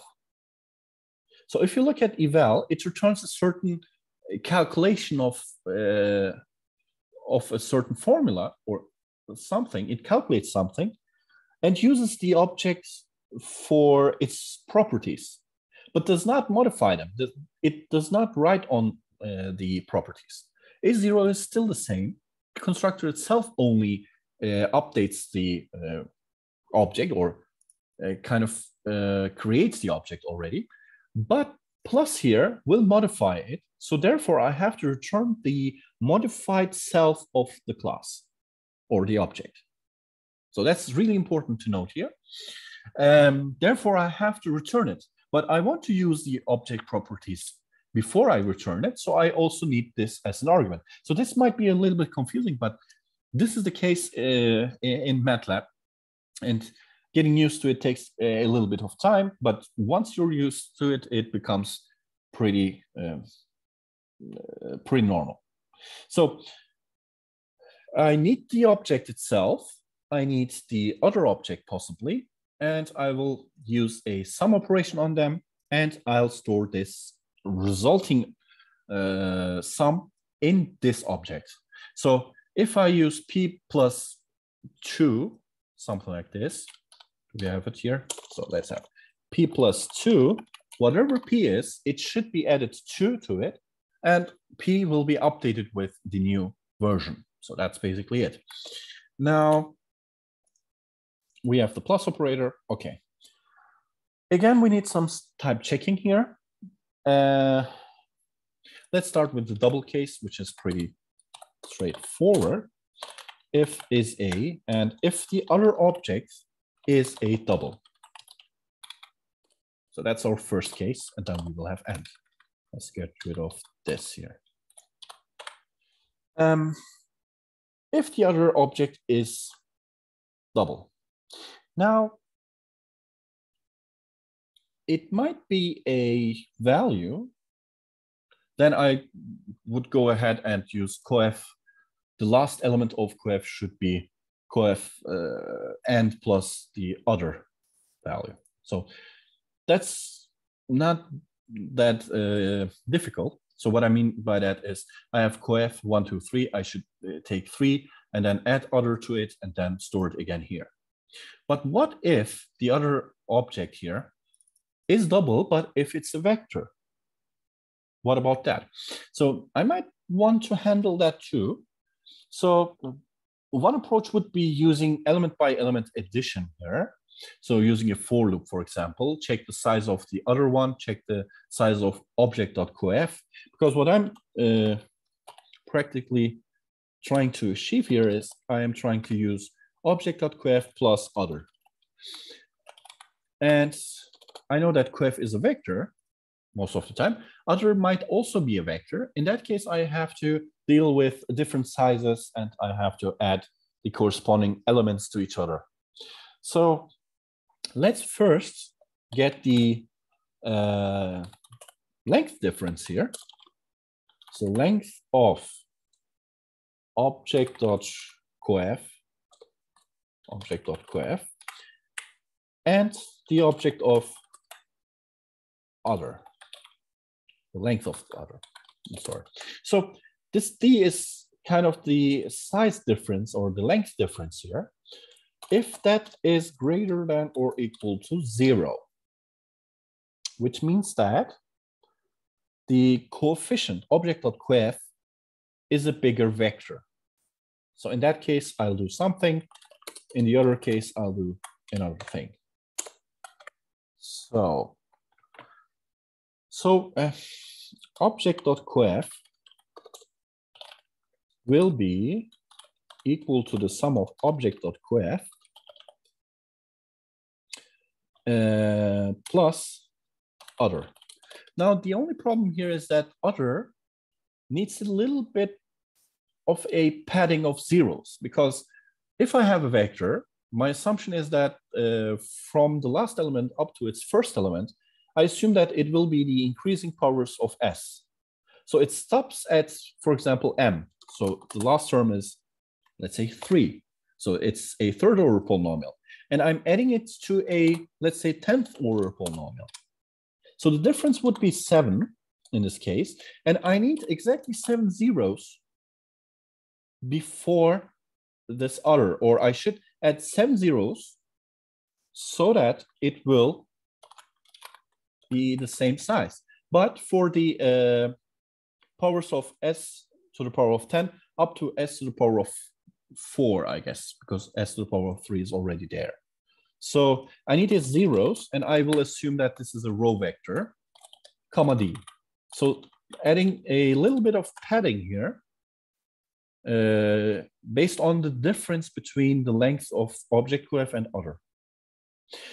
If it's equal to 0, then this will also return 0, so it will not extend the vector, so I will be able to add them because then they will be the same size. If you're bothered with that, you might just drop the equal sign here and have an else if and have a better representation maybe, but still, because I'm lazy in copying and pasting stuff, I like shortcuts. So yeah, this is one possibility. Or you might just add just one equal here and drop this whole if here. Of course, this should be an else if, but I'm already dropping it.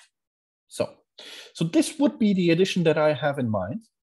What about negativeness?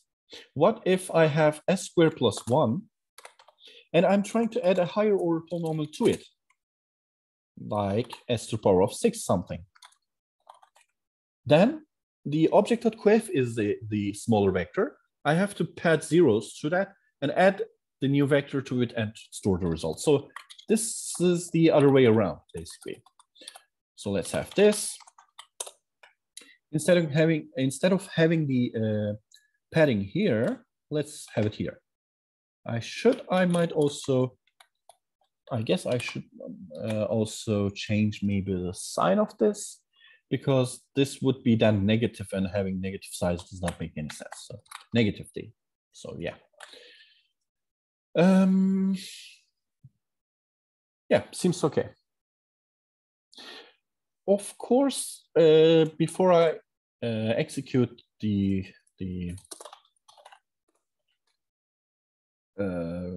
before I test this, I might also just implement the object case here. If this is a, else if, by the way, is a polynomial. Now, we have P, and the class of P is, of course, polynomial. So I might also check it if it's a polynomial class that I've already written. I might try to add two objects of the same time, namely polynomial or polynomial in this case. So if this is the case, the only difference would be in changing other to other.coef, because I should access the coef of the object, of the other object. So let me quickly fix this. Yeah. There we go. Now that's the only difference that I should hopefully implement here. And you can see that if other is the vector itself already, I can use it as a vector. I look for the size of the, for the difference of the size of object.coef and other. And based on the difference there, I can pad the right hand side, maybe the other object, or my object. I should pad one of them.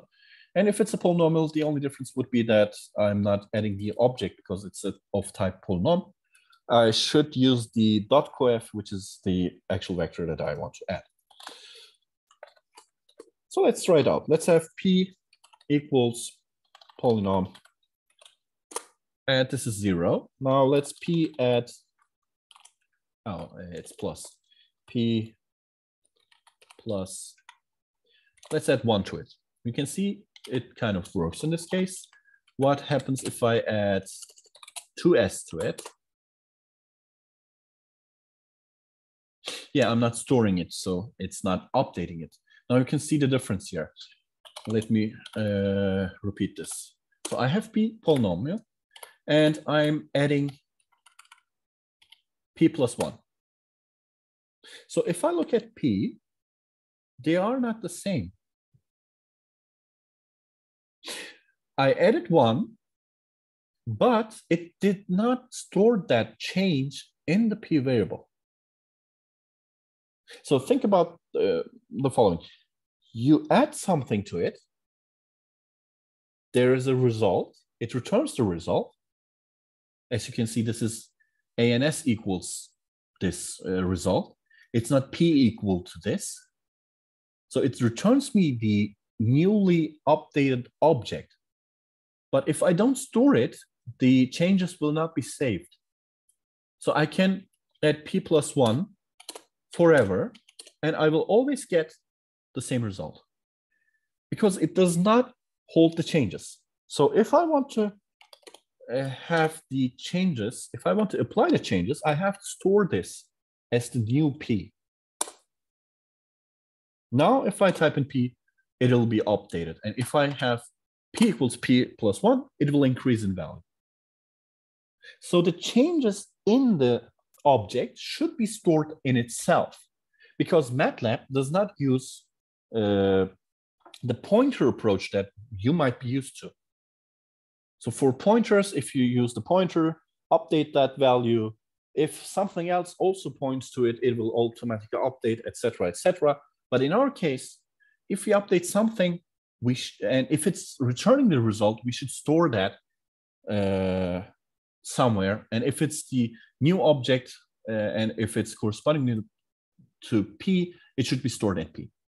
So yeah, instead of I plus plus, this is kind of I equals I plus 1. This is kind of the same approach here, because I plus 1 is something else. I should store it in I, the new value of I, and that also applies here, because this is also already plus. So if P plus 1 is I plus 1, maybe P equals P plus 1 makes more sense. So this is basically it. And by the way, I can use P equals P plus 1, which is really interesting, which I did intentionally, because this plus naming here is not the naming that I've chosen. If you use plus, and if you have the syntax here, then you're basically updating the operator. Now, I was not able to, maybe I can show you that I am not able to subtract something from P, but I can add something to P. because I have overwritten or overloaded the plus operator on this object, which is nice, which is really nice for object-oriented programming in Matlab, because I can treat P as the type that I think that is P. So P plus 1 makes sense in my mind. P plus, I guess, 1, 2, 3 should also make sense, and I can do this. I know what P is equal to 3, and I can add a vector to P, which corresponds to the polynomial addition that I'm after. So now P acts as the object that it should act like, because now it is treated like a polynomial. But the only downside is that you have to write all the code once, all the class implementation here, to have these capabilities available to you. Now, this is quite different than having a struct that holds the coefficients, or having a vector that holds the coefficients, because it has a different meaning.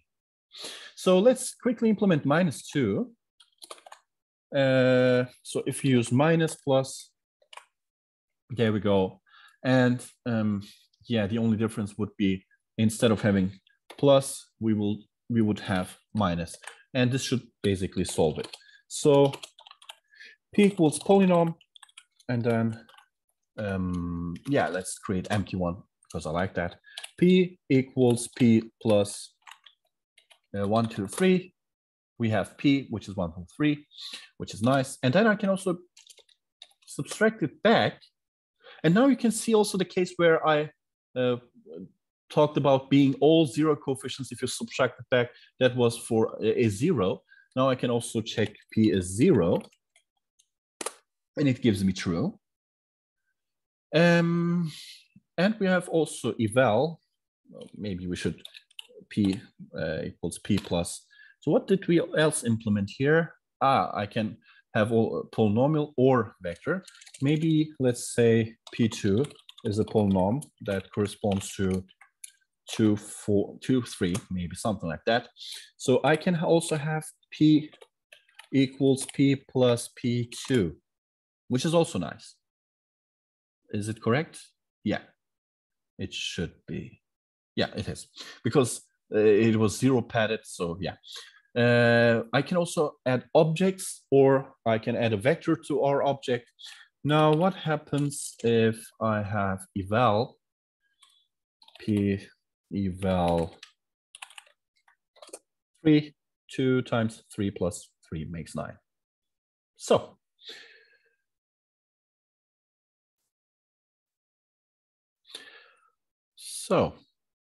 now up to this point, we have defined a polynomial class.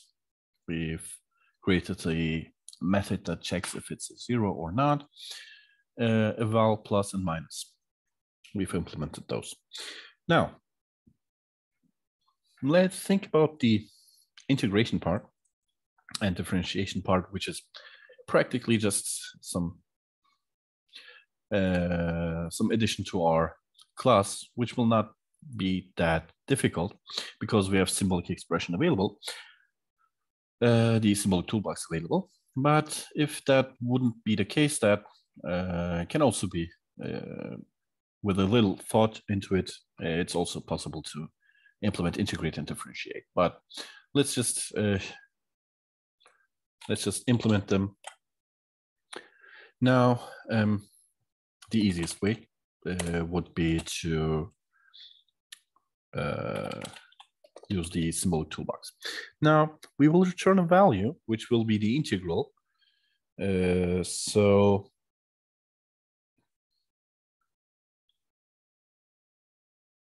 the integration, by the way, will be based on the, for example, if we have s squared plus 2s plus 3, what we will do is we will basically return the integral of this. So that should be, I guess, s cubed divided by 3 and s squared plus 3s, I guess. So yeah, let's call it integrate. And this function does not take any arguments, so it will just take the object itself. So this method belongs to this class. So that's what we tell with using object as an argument here. And we won't update the object itself. We will just return a new object, probably. So let's convert this coefficient vector into a symbolic expression, because that's the easiest way. So we have pol equals 0. Now, somewhere here, exactly here, we did convert the vector into a symbolic expression. As I've told you before, it's possible to have a method that does this, that returns a symbolic expression of this object, but I'm just skipping it here.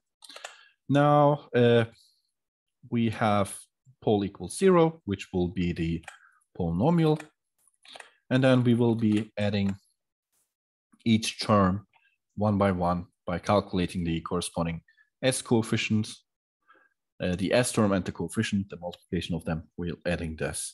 So we should get the polynomial. So let's try it out. Maybe, do I have to reload? Seems like. So P equals polynomial of 1, 2, 3, and then P dot integrate. There we go. Now I have converted this coefficient into a symbolic expression. The only thing that is left is to take the integral. So let me show you help int. So this is an indefinite integral of s with respect to its symbolic variable. So it does the job for me. So that's the reason why I am choosing just using the function that is already available, because I'm not really diving into the detail here to waste any time on it, because I'm trying to explain the object-oriented part here. So let's take the integral here. So let's say val equals int the integral of the polynomial. Let's first display it.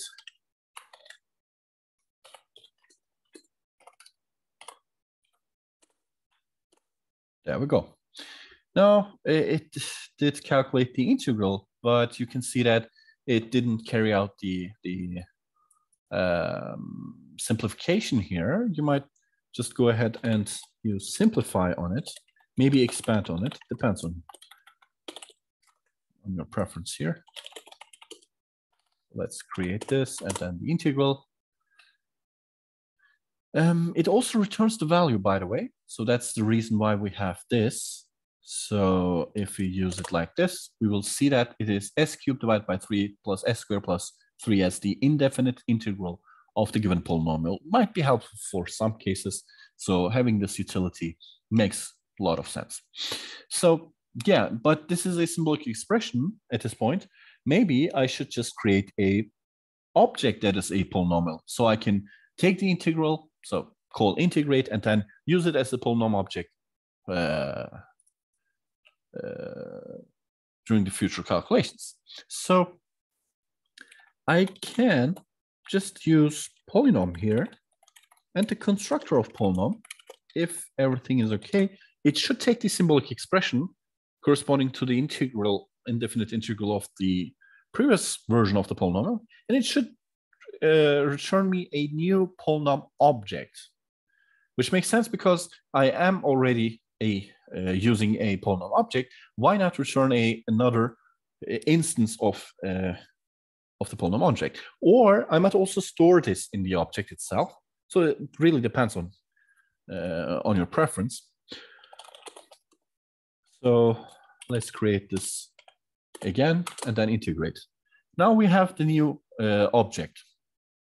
So p.integrate, because most of the time I have to do something like this, p.integrate to apply the changes. It's really not that important if you're returning it or if you're setting the object itself, because you have to have p equals on the left-hand side to store the new generated version. It might be the newest a new allocation here, or it might be just the instance, the updated instance that you already have here. So now let's also have the derivative, which will be basically just a bit different. Differentiate. So now it will calculate this, and there's a function called diff. So let's have help diff, but there are different versions of diff, which, by the way, both correspond to the operation that we are after. So using a vector argument to diff, we'll take the difference of each element. Let's have 3, 1, and then maybe 10, something like this. So you can see that 1 minus 3 here is equal to minus 2, and 10 minus 1 is equal to 9. So this is also sort of a derivative here, a numeric one, but you can also use it with symbolic variables.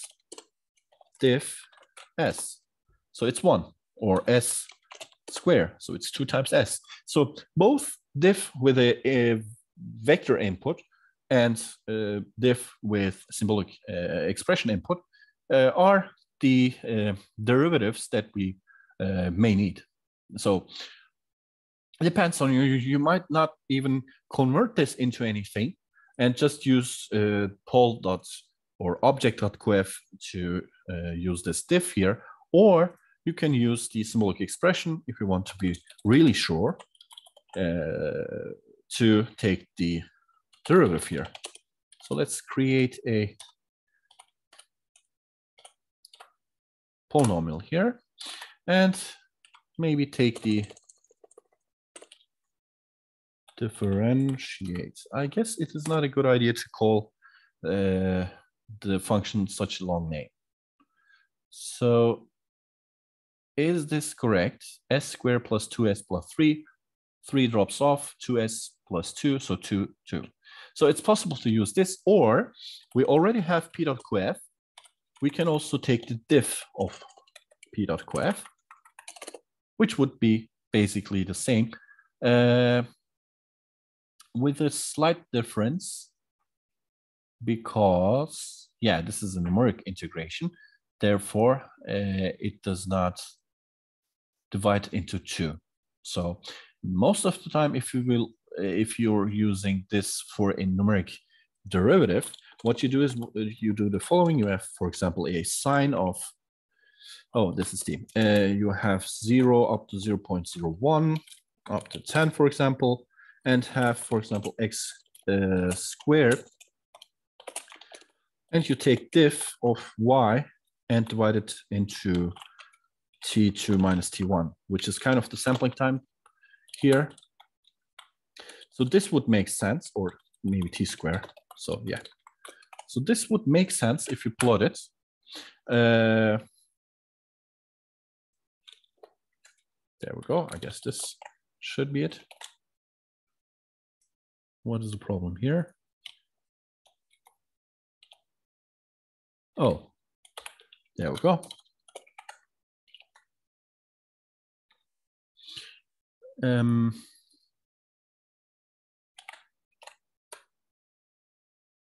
Oh, this should be dot to the power of 2 because it's element-wise squared.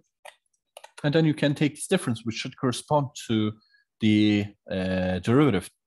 That would be 2t. And you can see since t is 10, it becomes 20, 2 times t. So basically the derivative works. But in this case, if you are using the polynomial coefficients like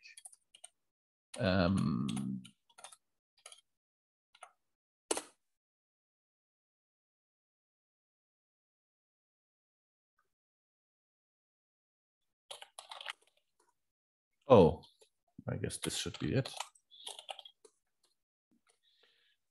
P equals polynorm 1, 2, 3.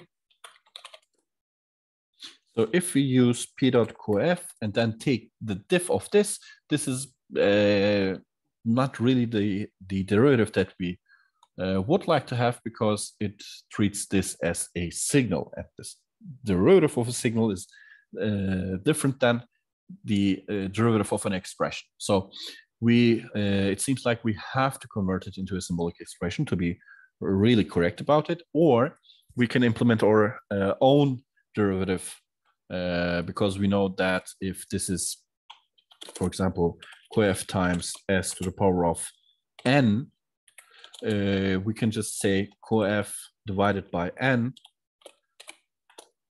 times s to the power of n minus 1. So since a polynomial is the linear combination of different expressions of line 101, you can just generate your own differentiation code here. But yeah, not really the scope of our topic of today. So we have implemented integrate, differentiate. Let's check if the current and the provided polynomials are equal to each other, which might be also important for some cases. Now, being equal, by the way, means in our case to have exactly same coefficients. But because that means that this is actually equal to each other. Or we might also have another function, which I'm not going to implement, that checks if the roots of both polynomials are equal. Because you might have s squared plus 2s, or you can have a different version, 2s squared plus 4s. Now, of course, coefficient by coefficient, they are not equal to each other, but they have the same roots. They share the roots. So that might be also an interesting check. But in our case, we will be interested in coefficient by coefficient checking if it's the same or not. So this is called EQ. Now we need another polynomial, and the value should be a true false value. Now, I guess I might copy and paste some of my previous code where I was, which one was it? So I guess here. Now I will again have the same problem or the same issue of different sized vectors. My objects itself might have a different size than the provided other polynomials. So I might just check this if it's a double, if it's a polynomial, and if they have different length, I should check this. So maybe copying and pasting this part here would help me out a little bit. So yeah, now what we do here is we have the size difference, and if there's a positive size difference, this will be zeros. Now, we could just think about the case where d is positive or negative, and it should not really make sense here to pad one of the vectors and then try to look if the coefficients are equal or not, because if there are lacking coefficients, then the polynomial should eventually not be equal to the first one, basically. But yeah, also not quite sure, because what if the coefficient itself has zeros in it? So that's another question. What if it has already padding? So therefore, we should stick with this because it's already written down. Why not? So yeah. And at this point, if d is positive or negative, let me, instead of adding them, let me just call something called vector here. And I should check if they are equal to each other. Now, the equal operator here can work with vectors. And what it does really is it checks element by element the condition, and it returns us each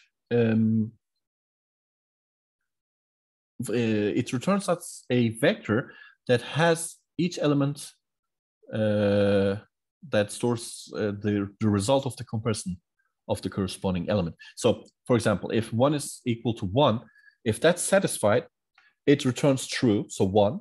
If not, it is 0. So if I have something like maybe 3, it returns 0 at the place where it does not satisfy, and it returns 1 for the coefficients that do satisfy the condition. So yeah, in the ideal condition, what we might think about is the following. I guess checking for not equal.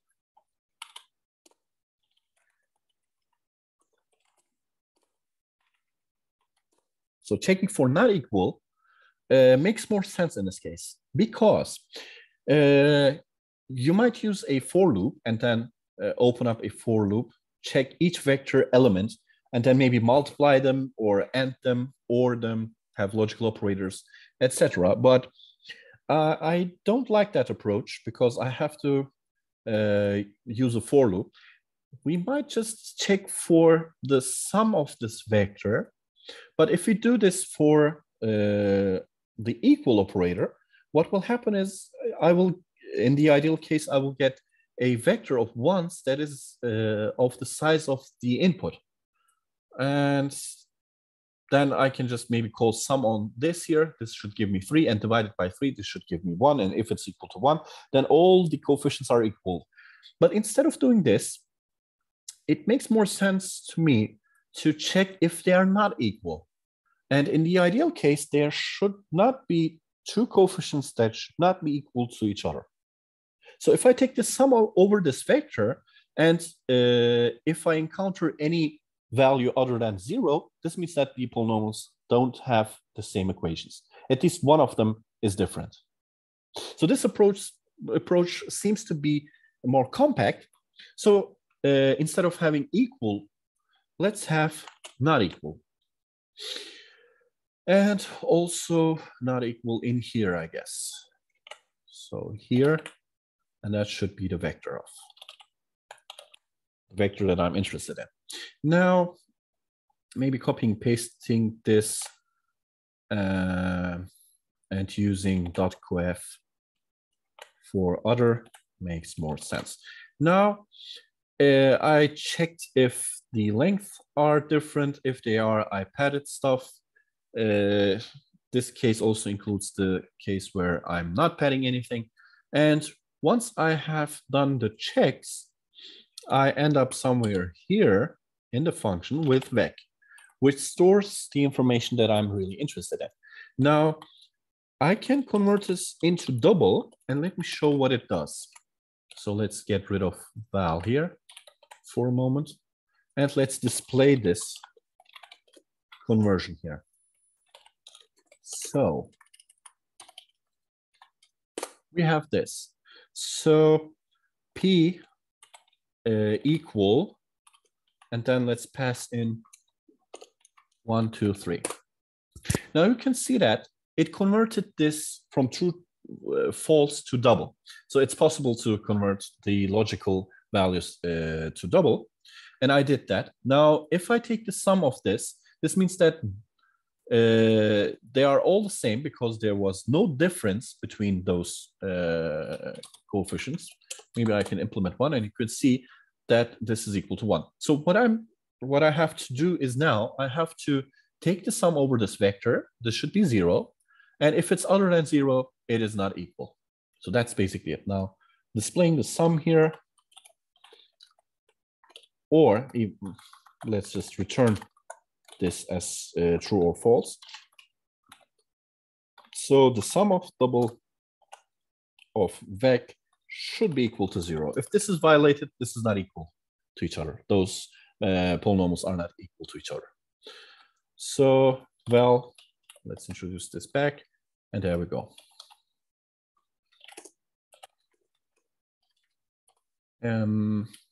Let's define this. Is it equal to 1, 2, 3? It is. Is it equal to something else? No, it's not. Now, again, with the naming scheme, it is important to note that this also works. I can now take my object and use the logical operator, the comparison operator, and then another vector to compare my object to the vector, which should not make sense if it's an arbitrary object, but it makes sense if the object has coefficients in it, if it's a polynomial in this case. So I can compare now by using this operator, which should make life easier, even though P is an object, a class. So I can also do something like this. P2 is equal to polynomial, and then again 1, 2, 3, or 2, 4, 5. And is P equal to P2? No, it's not. There we go. Yeah, as I've mentioned before, this plus, minus, and EQ is a special name for our class members.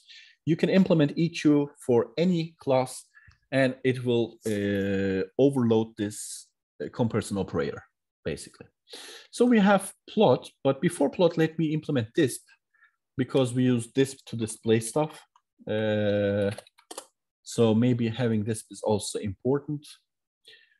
Yeah, let's have this basically, or maybe, yeah, this one makes more sense. So we're almost done with our polynomial class. So it'll return nothing, by the way, and it will take nothing, and it is called disp. So the only thing that we are trying to accomplish here is that we want to represent our polynomial. So for doing this, we might implement something complex. For example, it might output always s squared plus 2s plus, for example, 3. So we might implement this function in such a way that we end up in a nice polynomial representation. So it's quite easy if we use, again, the symbolic toolbox. So this is kind of a symbolic toolbox polynomial implementation wrapper objects or class. So let's check the object length, because I want to again determine the, maybe I should copy this again from this conversion that we have here, for example, or somewhere else. Yeah, this one makes sense. So again, this piece of code seems to be very useful, by the way. This converts our expression, or this converts our coefficient vector into an expression. Now, during this conversion, by the way, instead of having this line of code, I might just display this here, because I'm looking at the vector, I'm taking each coefficient, and I'm calculating the corresponding S term, and I have the coefficient itself. So I can take this multiplication, and if you remember, it is possible to convert symbolic expressions into strings. So string and s. So it will return, for example, for 2 times s, it will return me 2s. So it's possible to use this conversion and maybe fprintf, something like this, and then string. So it should convert it into a string, and I can then display it. So let's try it out. Of course, this will not make that much sense for now. Maybe we should add in a little space here. So P equals a polynomial of 1, 2, 3. There we go. We have P equals s squared, 2s, and 3. There's no plus sign involved in here. So maybe we should implement something like plus in here. But the problem with that would be that s squared plus 2s plus 3 plus would appear at this point. Yeah, we might have a local variable and then check for the last. If it's positive, we can erase that, or we can look if I is, maybe we should have the plus sign before we print anything. So for example, like that. So this would be plus s squared plus 2s plus 3. But if I is greater than 1, then we should output this. Otherwise, we should have no plus sign at all. Something like this here.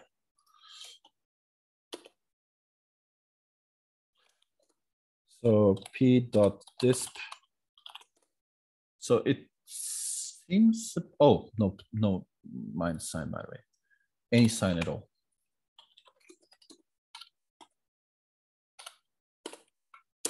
There we go. S squared plus 2s plus 3.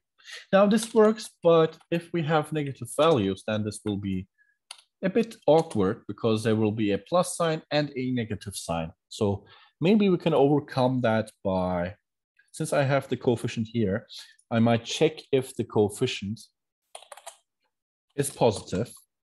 And if it's the case, I can just use this piece of code. Otherwise,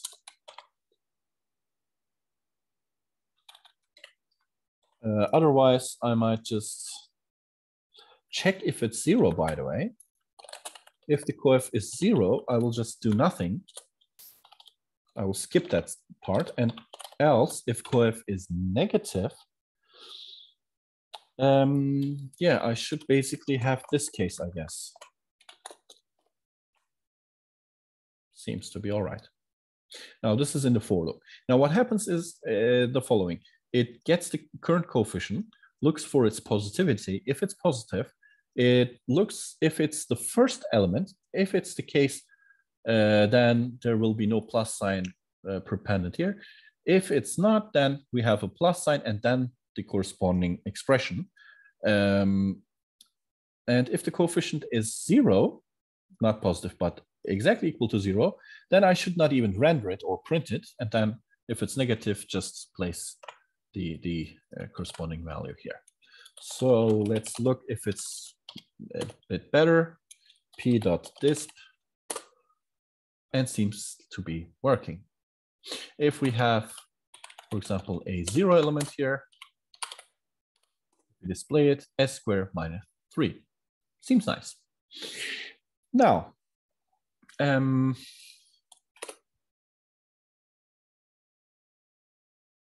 yeah, we can see, by the way, that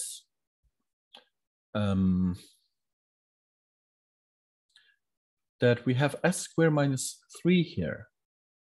So this disp here is also a special special function, by the way, as you can see here. So what happens if I say object equals this and then try it again, maybe? Yeah.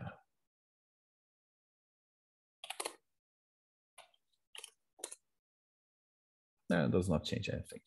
So basically, overwriting a method disp, you can just overwrite the command line output when you have an expression like the following. If I type in p, I get my own display function used here. So p equal, and then we have this s squared minus 3. By the way, somewhere here we might add a printf new line because I didn't add any new line. So yeah.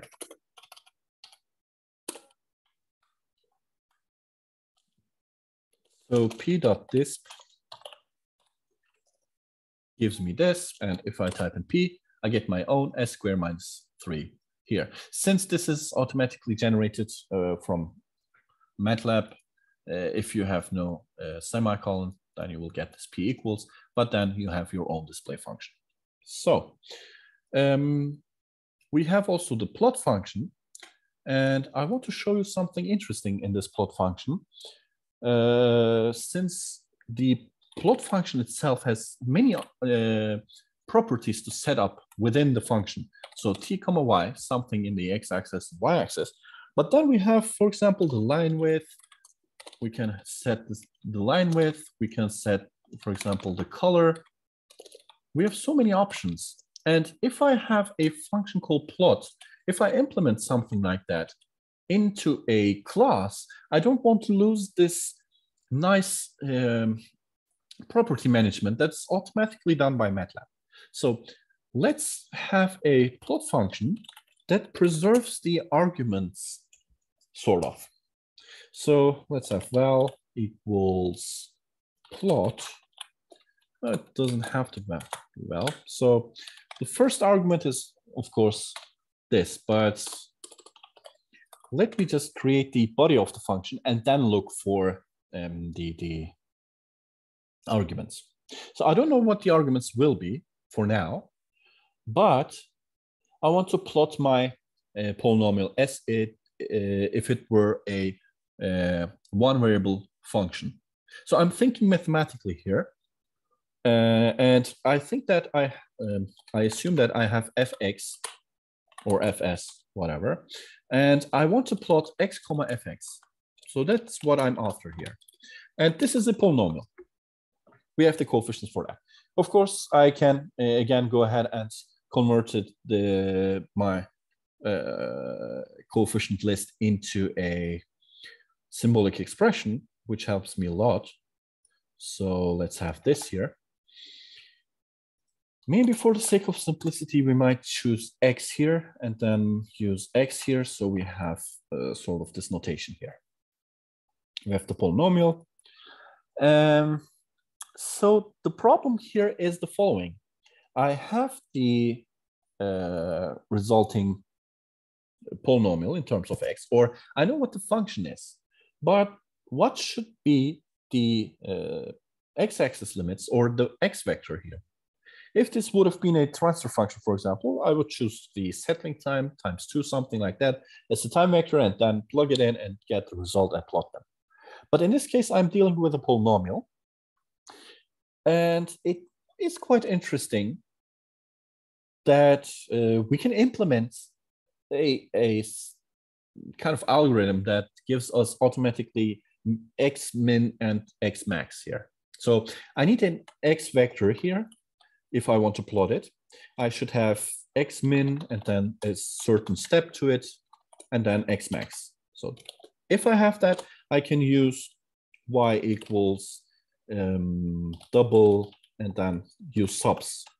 So I can substitute in a certain vector for the variable x here. So of course I might call this a xv here. So once I have the polynomial, I will be executing the following here, xv. So the x vector maybe. And then this will give me a y vector. And then I will be plotting x vec versus y vec. So that's my plan. But I need to determine x min and x max.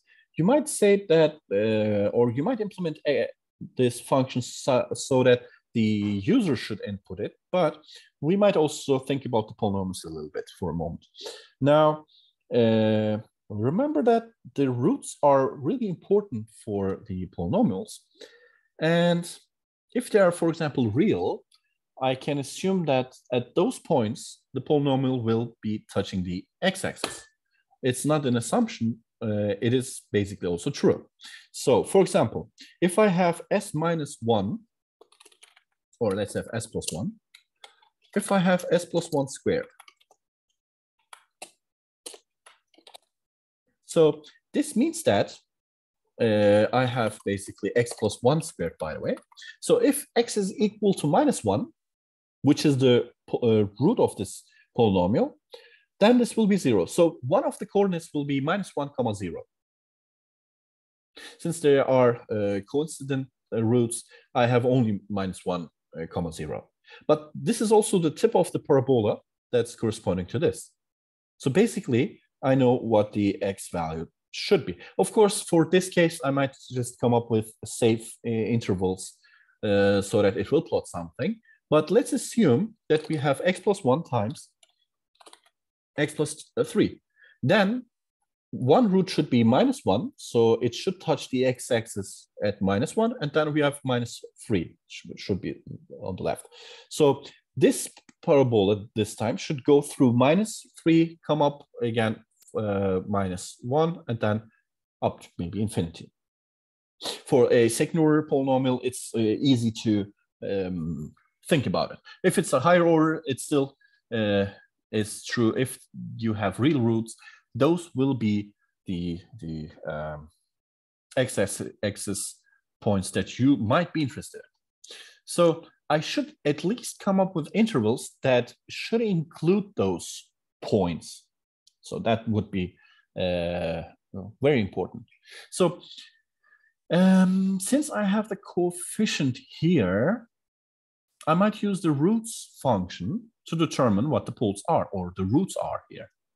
So let me call C roots, or roots val. This is the roots of object.coef. This gives me basically what I'm looking for. Roots of 1, 2, 3, for example. Now this is complex, so that would cause an issue. That's one topic here. I guess this is real, and I can see that at least 0.0 and 4.79 should be included in my interval. So let's get the minimum and maximum values of the roots, if they are real, and then use them, or use 2 times the given values to generate our lower point and higher point. So let's have max of the answer, which gives me the x max basically here. So yeah, let's get x max equals the maximum of C roots. And then I might also use min here for the minimum. So I can generate the x vector here like this, or I might use linspace, which makes more sense because it will take x min and x max, and then maybe 100 points should be included. So I'm giving it how long the vector should be, and then the starting and stopping point, and it all automatically determines me the steps. So yeah, then I have substituted it, and then we have this. So let me get rid of the arguments for now, and let me try to plot this. So this seems to be okay. So maybe we should use that. P equals polynomial, and then there we go, and then p dot plot. Hopefully.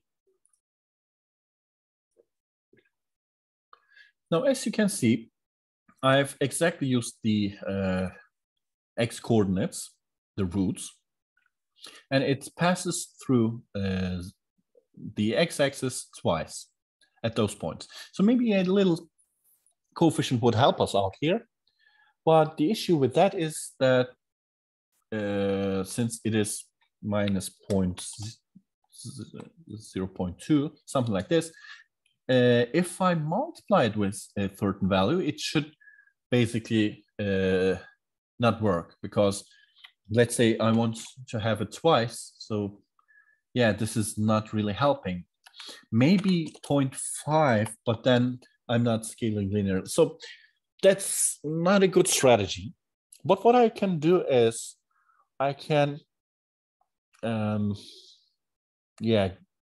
get the minimum and maximum, but I should somehow subtract some portion of it and add some portion of it to itself.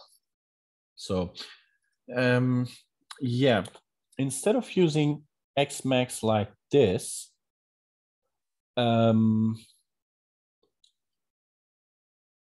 let's do something like the following. Let's add x max plus a portion 0.5 times x max. So, but instead of doing this, let's take the absolute value. So if it's what was it again? Root of 151.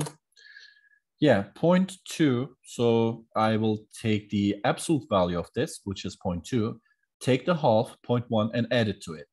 So it should be all right, I guess.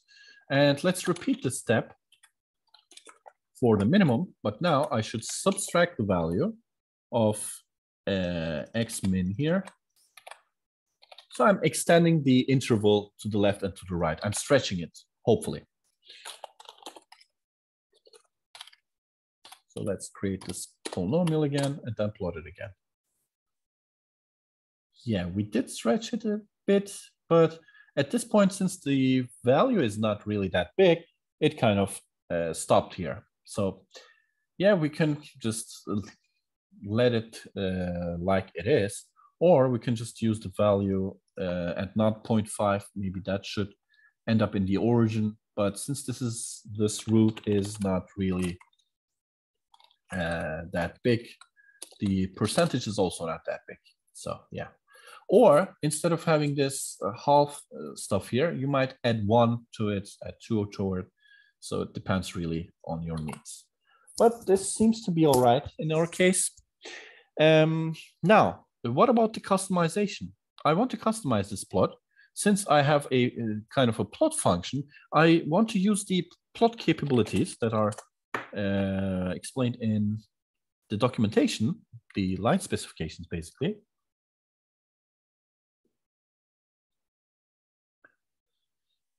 I want to use this line spec here, because there are so many name and value pairs that help us out in customizing the whole appearance here. We have line style, line width, marker, everything that is available to us in plot should be available in another function plot that we are calling.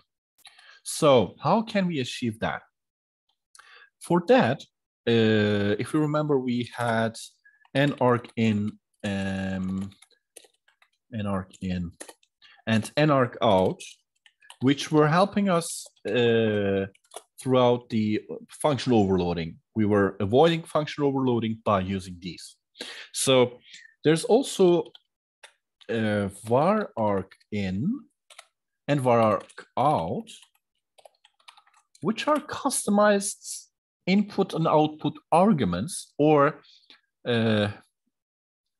argument lists, kind of. So everything that you provide to the plot function is basically a varargin. So if you put this there and display it, for example,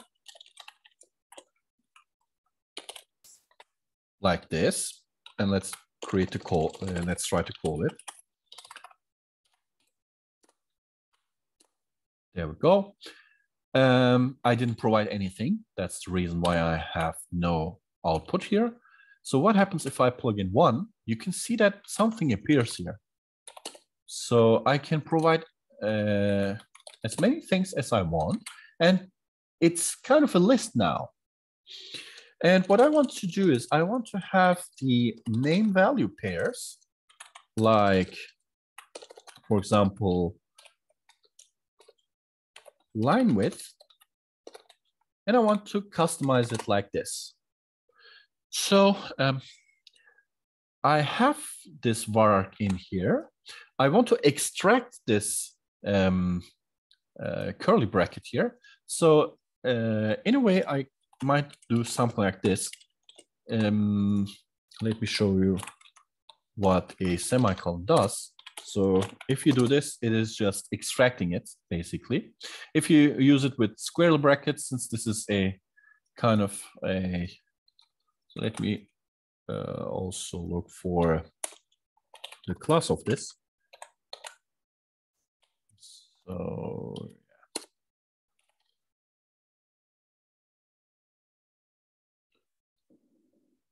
Too many input are, yeah. Seems like a bit of a problem, but since this is a cell struct, as far as I think it is a cell struct, I can extract the internal data, and I will end up with the following. So where is the the polynomial definition? There we go. And p.plot.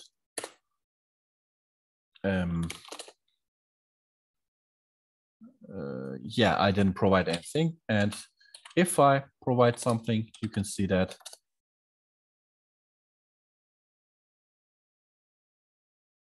it kind of crashes. Let me just get rid of this.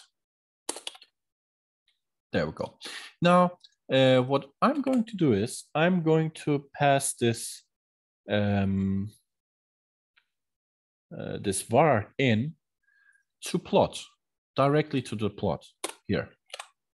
But instead of doing this, I have to get rid of the curly brackets. So now if I use it like this, if I created a polynomial, if I try to plot it, I'm already plotting as far as I am concerned here. So let's see, I'm plotting. But now I should be able to provide a line width, for example, equal to 2, which works. I can change the color to, for example, black, and the result is black. And the cool thing about this is that I don't have to hard code anything here. It is possible to implement this var argin on your own. Check if there's an argument, if it's a string, if the next one is the corresponding value. Look for the argument if it's spelled exactly line width, then increase the line width and plot, etc., etc. It's too much work. But there is this capability where I can have var in the variable arguments input, which is basically a self-structured list that includes all the pairs that I should input into plot, or that I'm able to input into the original plot function, and copy them to the plot function so that I can work my way around. So I can call the polynomial.plot method and then pass in some extra arguments that customizes this look. So I can, for example, also use a display name, and then yeah, it is also a good idea, by the way, to have a toString kind of a function that returns the string of the expression. So you can plug in it here that gives us the expression. Then legend show maybe. So we can work on this all day long, this polynomial class. It has basically no limit to it. You can implement neat capabilities to it. But as I've shown you in this long example, it is quite interesting to have this object-oriented design available to us, because we might conceptualize something that is in the algorithm, and we can code it using these methods, properties, and at some point we treat this new object or this class as a real-life object. We can say that I want to plot P. I want to have, for example, a conversion to integer. I want to add two polynomials to each other. So this is a higher level of thinking about coding. So therefore, object-oriented programming has its own special place. So this is also not the limit to the object-oriented programming part. I will show you a little more in a minute, but it is really important to have these concepts available. For example, for different memory management purposes, it is possible to create stack classes to simulate the work of a stack. So thinking about stuff as objects, it is really important. You have the capability of having dynamic lists and linked lists and everything else. You should conceptualize your data structure, your new data structure, which is an object in our case or class, and think about it in a different way to code it in OOP, object-oriented programming. So it has its uses, but don't overuse it. If you don't need any object-oriented programming, then you shouldn't use it. Because if your code works with minimal code, then you should go for it. It's not really a good idea to over-complexify stuff that is not needed. So sometimes a struct that I've shown you at the beginning of today's lesson is sufficient, then stick with it. But for example, this polynomial class, if its advanced capabilities are needed, then it might be a good idea to create such a class. But in our case, for example, in our course, it's not really important to have a polynomial class because it is a vector and I have capabilities for the vector. It might be a good idea to have some tools like, for example, integrate and differentiate. Maybe that's a good idea. But other than that, maybe also the plot function. These three functions should be in separate function files, and I'm okay with it. I don't have to have, for example, plus, minus. These are not advanced tasks that I can't carry out with vectors. I can do that. I even skipped most of the time the part where I should use for loops. I didn't do it because if there's a better and easier way, and if it makes life easier, then go with it. But at some point, if I, for example, need to have a stack or a vector that has special capabilities, then I should go for object-oriented programming. So it is really important to have a strategy about your algorithm design and your coding aspects. So it's really important to just think about it and plan ahead.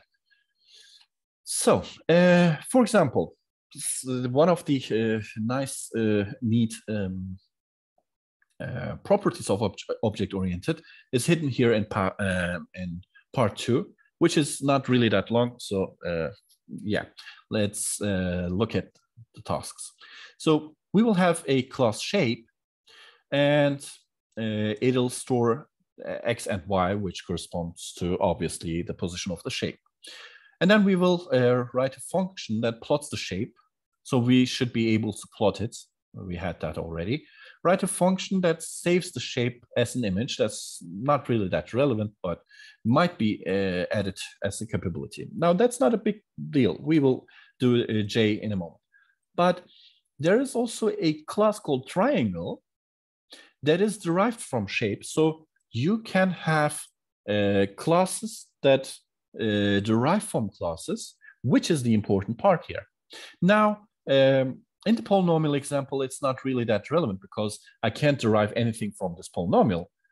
That doesn't make that much sense. Therefore, let's start with the class shape and try to implement it as fast as possible and as easy as possible. So, classdef shape and then end. We have properties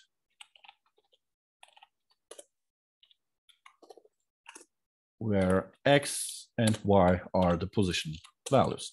Now, since these are position values, I can say that this should be a 1-by-1 double, and that's it. So I can do the same for this. Let's clear.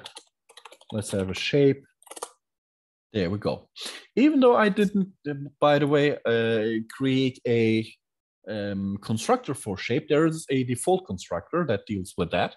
And it already set x to 0 and y to 0 because I defined the types and the sizes for them. So it constructed the double, maybe using 1-by-1. Oh, okay, that's not really possible like that. Okay, so it constructed the double of size 1, 1, which corresponds to 0. So it generated this. So that's one thing that we had to do. And then a plot function. Now for the plot function, by the way, I have a neat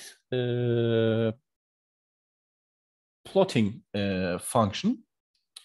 Because this is a shape and because this is a 2D plot, basically, it will not, it will be nice to have something that might just easily create a shape.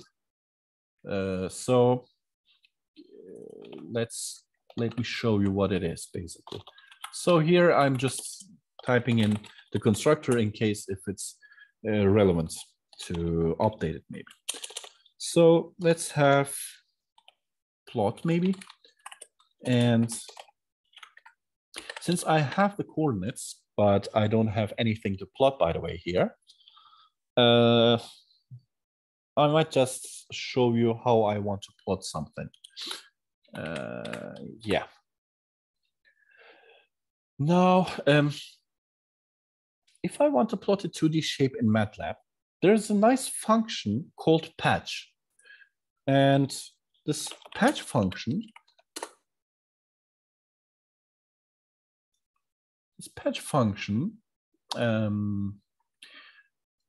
can use x, y, and z as an input, where x are the x coordinates of the polygon vertices, and y is the same, and then z is the color data as far as I know. Yeah, each vertex, and patch connects the vertices in the order that you specify them. And basically, see the terms here, the color, we are able to provide x and y positions and call patch instead of plot, and it will create you a closed shape. But there's also another capability or a input combination that suits my needs even better, namely this one here. So having a f and v prepared, it is possible to specify the vertices and the faces, and it will generate that plot for us. So this is really important because I can just have vertices. So maybe vertices, and I might just have object.vertices and then object.faces, or even work around that and plot something. So, and the derived classes triangle and square would then implement vertices in their own way, and I would just call this plot from the shape function, and it will be it. So this is inheritance, by the way, and inheritance is used for in order to solve code duplication. And I will show you in a minute what I mean by that. So since I have, for example, shape, triangle, and square, if these, and there are many more shapes, by the way, that we can implement, but if we have triangle and square, they will have their plot function. And if you have vertices like this and faces, you would be implementing the same function over and over again. For each shape, you would be implementing the same function. Why do that instead of defining a base class shape that has some properties and functions, methods that we can use throughout all the shapes that will be derived from the shape, basically. So now let me show you an example that will generate, for example, a basic shape here. Now for the vertices, I put in the origin 0, 0, the XY position, and then let's go 1, 0, 1 unit to the right, and then 1, 1, which should be the position 1, 1. So we are going up 1 unit, and then we might return to the origin. That's basically a triangle. So yeah, we have the object of vertices. So this is just an example, by the way. And we don't store the faces because the face is the ordering of the vertices. Instead of having that, I would just plug in 1, 2, 3. So this means that take vertex 1 2, and 3 and connect them. So this is what patch does. It has some vertices which are 2D coordinates, and you take each vertex and you have a vector that represents the path that should be connected. And since we are calling patch, which will fill in also the resulting shape, we're basically creating a 2D plot based on the vertex data.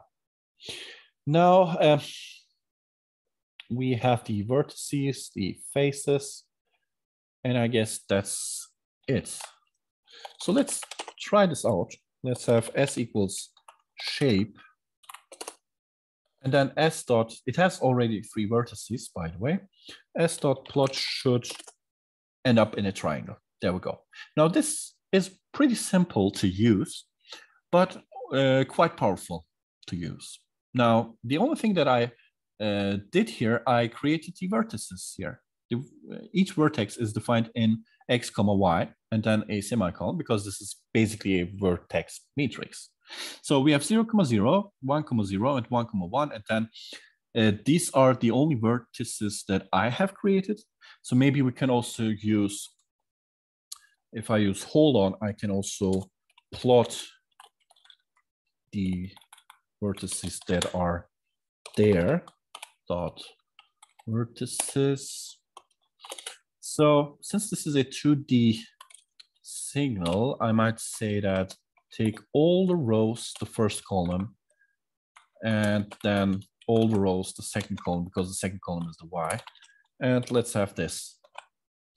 So figure 1, hold on, and then s plot. Do I have to create it again, or?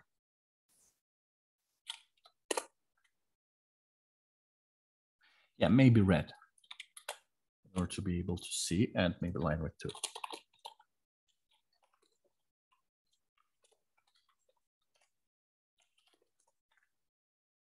So yeah, let's clear.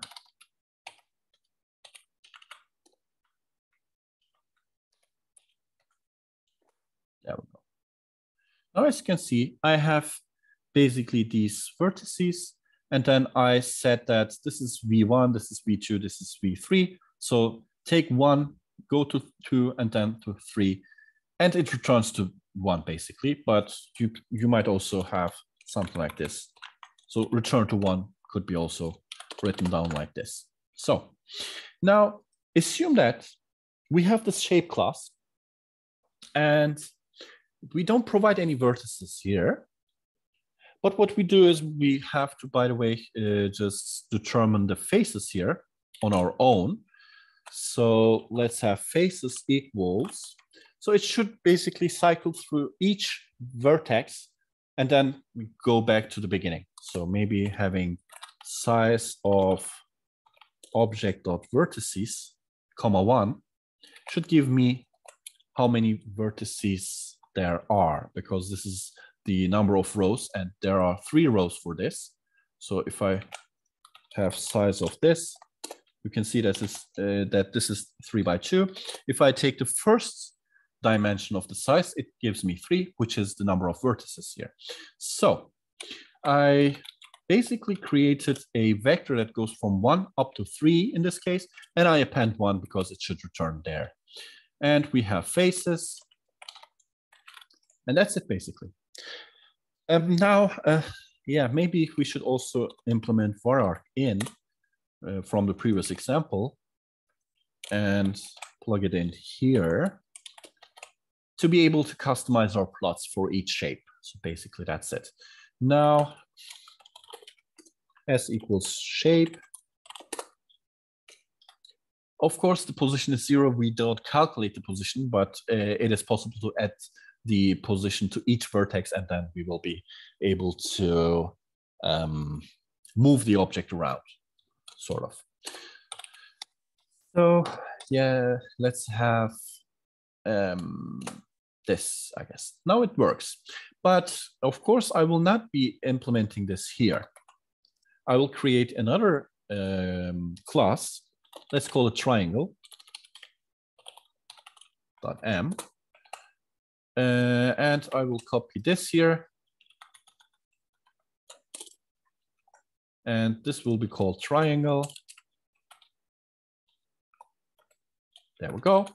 Now, if I code it like this, let me first finish the class here.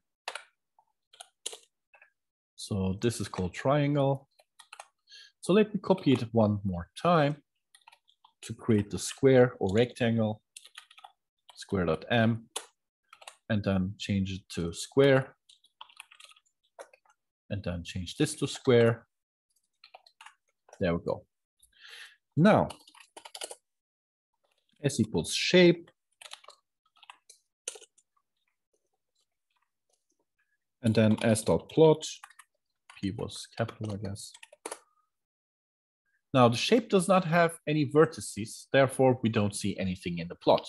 But the triangle and square have, so maybe t equals triangle, and then t.plot, and we have the triangle. Of course, the square, I should fix the square too. So I should go back to 0, 1, I guess, and then it will come down. So this will automatically generate it and should be good to go. Now let me use this run one here to create all sorts of shapes.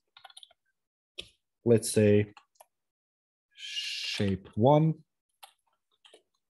triangle,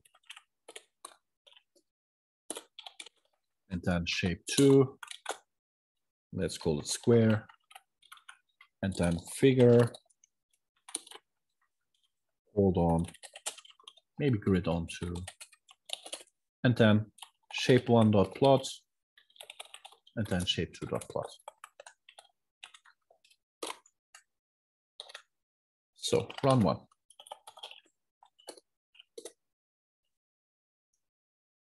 Of course, they have the same position, therefore we see that they are on top of each other. Now, if we look for the documentation of patch,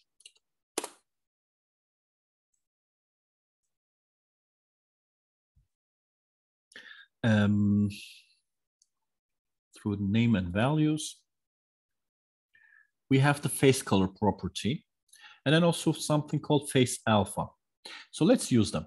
So let's have face color, maybe red, and face alpha,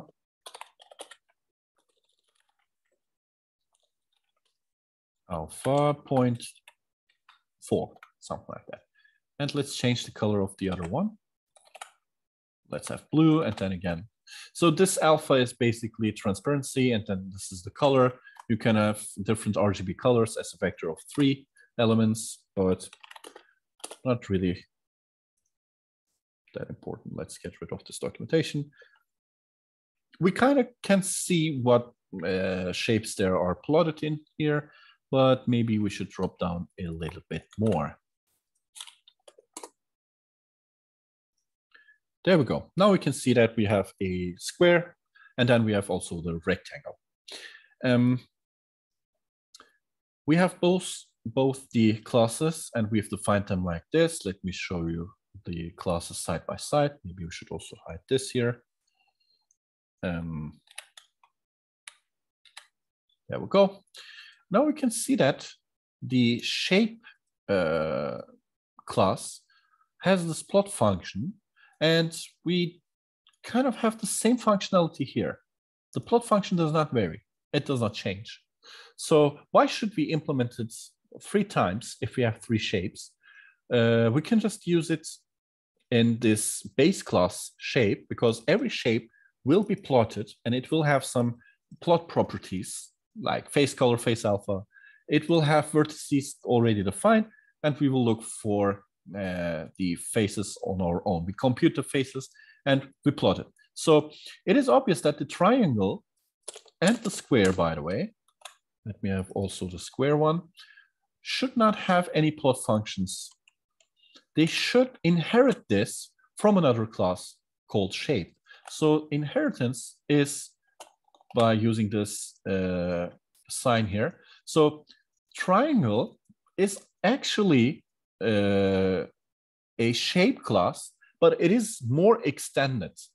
So we don't have to provide any properties because it already has these properties in the base class. So it will inherit these properties from the shape class here. So I don't need to define them at all. So the only thing is that I will provide my own constructor, because creating a triangle is different than creating an arbitrary shape, or creating a square is different than creating a shape or triangle. So therefore, you can see that, by the way, I should also inherit this from shape. So now it inherits shape, and I don't have to implement plot or anything else, no properties, because they have the same properties. So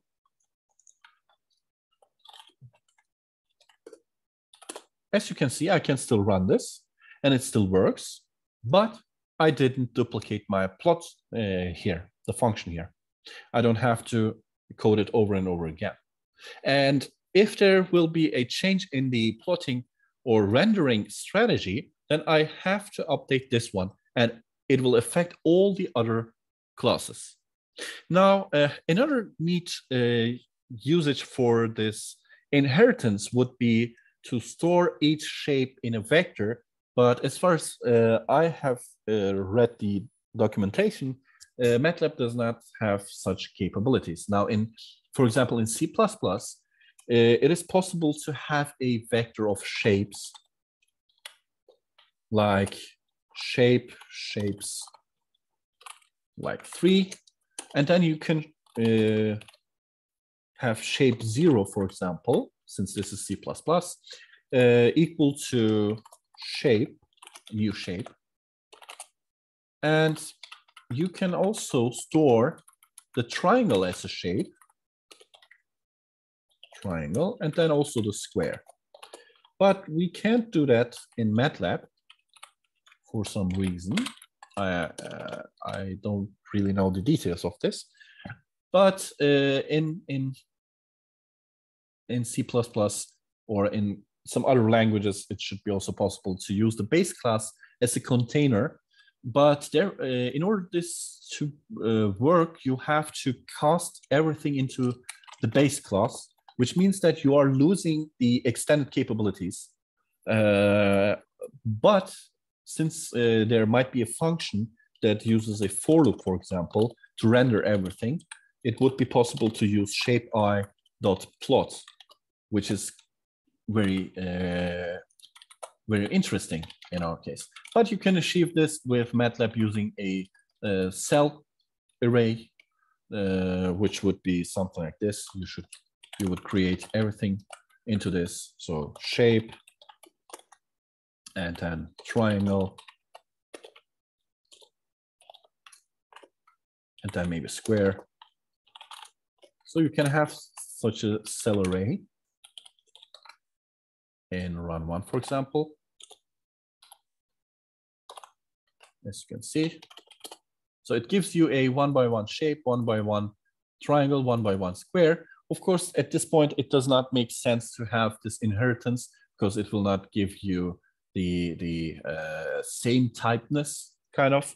But still, in other languages, it is possible to treat them as the same object. Therefore, you need typecasting, but in Matlab, it is quite different. So that's it about that. Now, it's basically possible to use different capabilities and code them here. But what I really want to show here is that it has the vertices here. It shares that through the inheritance here. Then you can use just the square, the triangle class to create different classes out of the base class, but you're extending them basically. So, and it is also possible to call some, this is, by the way, the shape class here is now the super class, sort of, or the base class. It is possible to implement some functions and then call the super class methods from within the new class by using an add operator, but it's all platform specific, it's all Matlab specific. So if you are curious about that, you should check out the documentation. So at this point, we can conclude our lesson for today. It was a very long one, I know, but this is kind of a tap into the object-oriented world, and hope that this was helpful.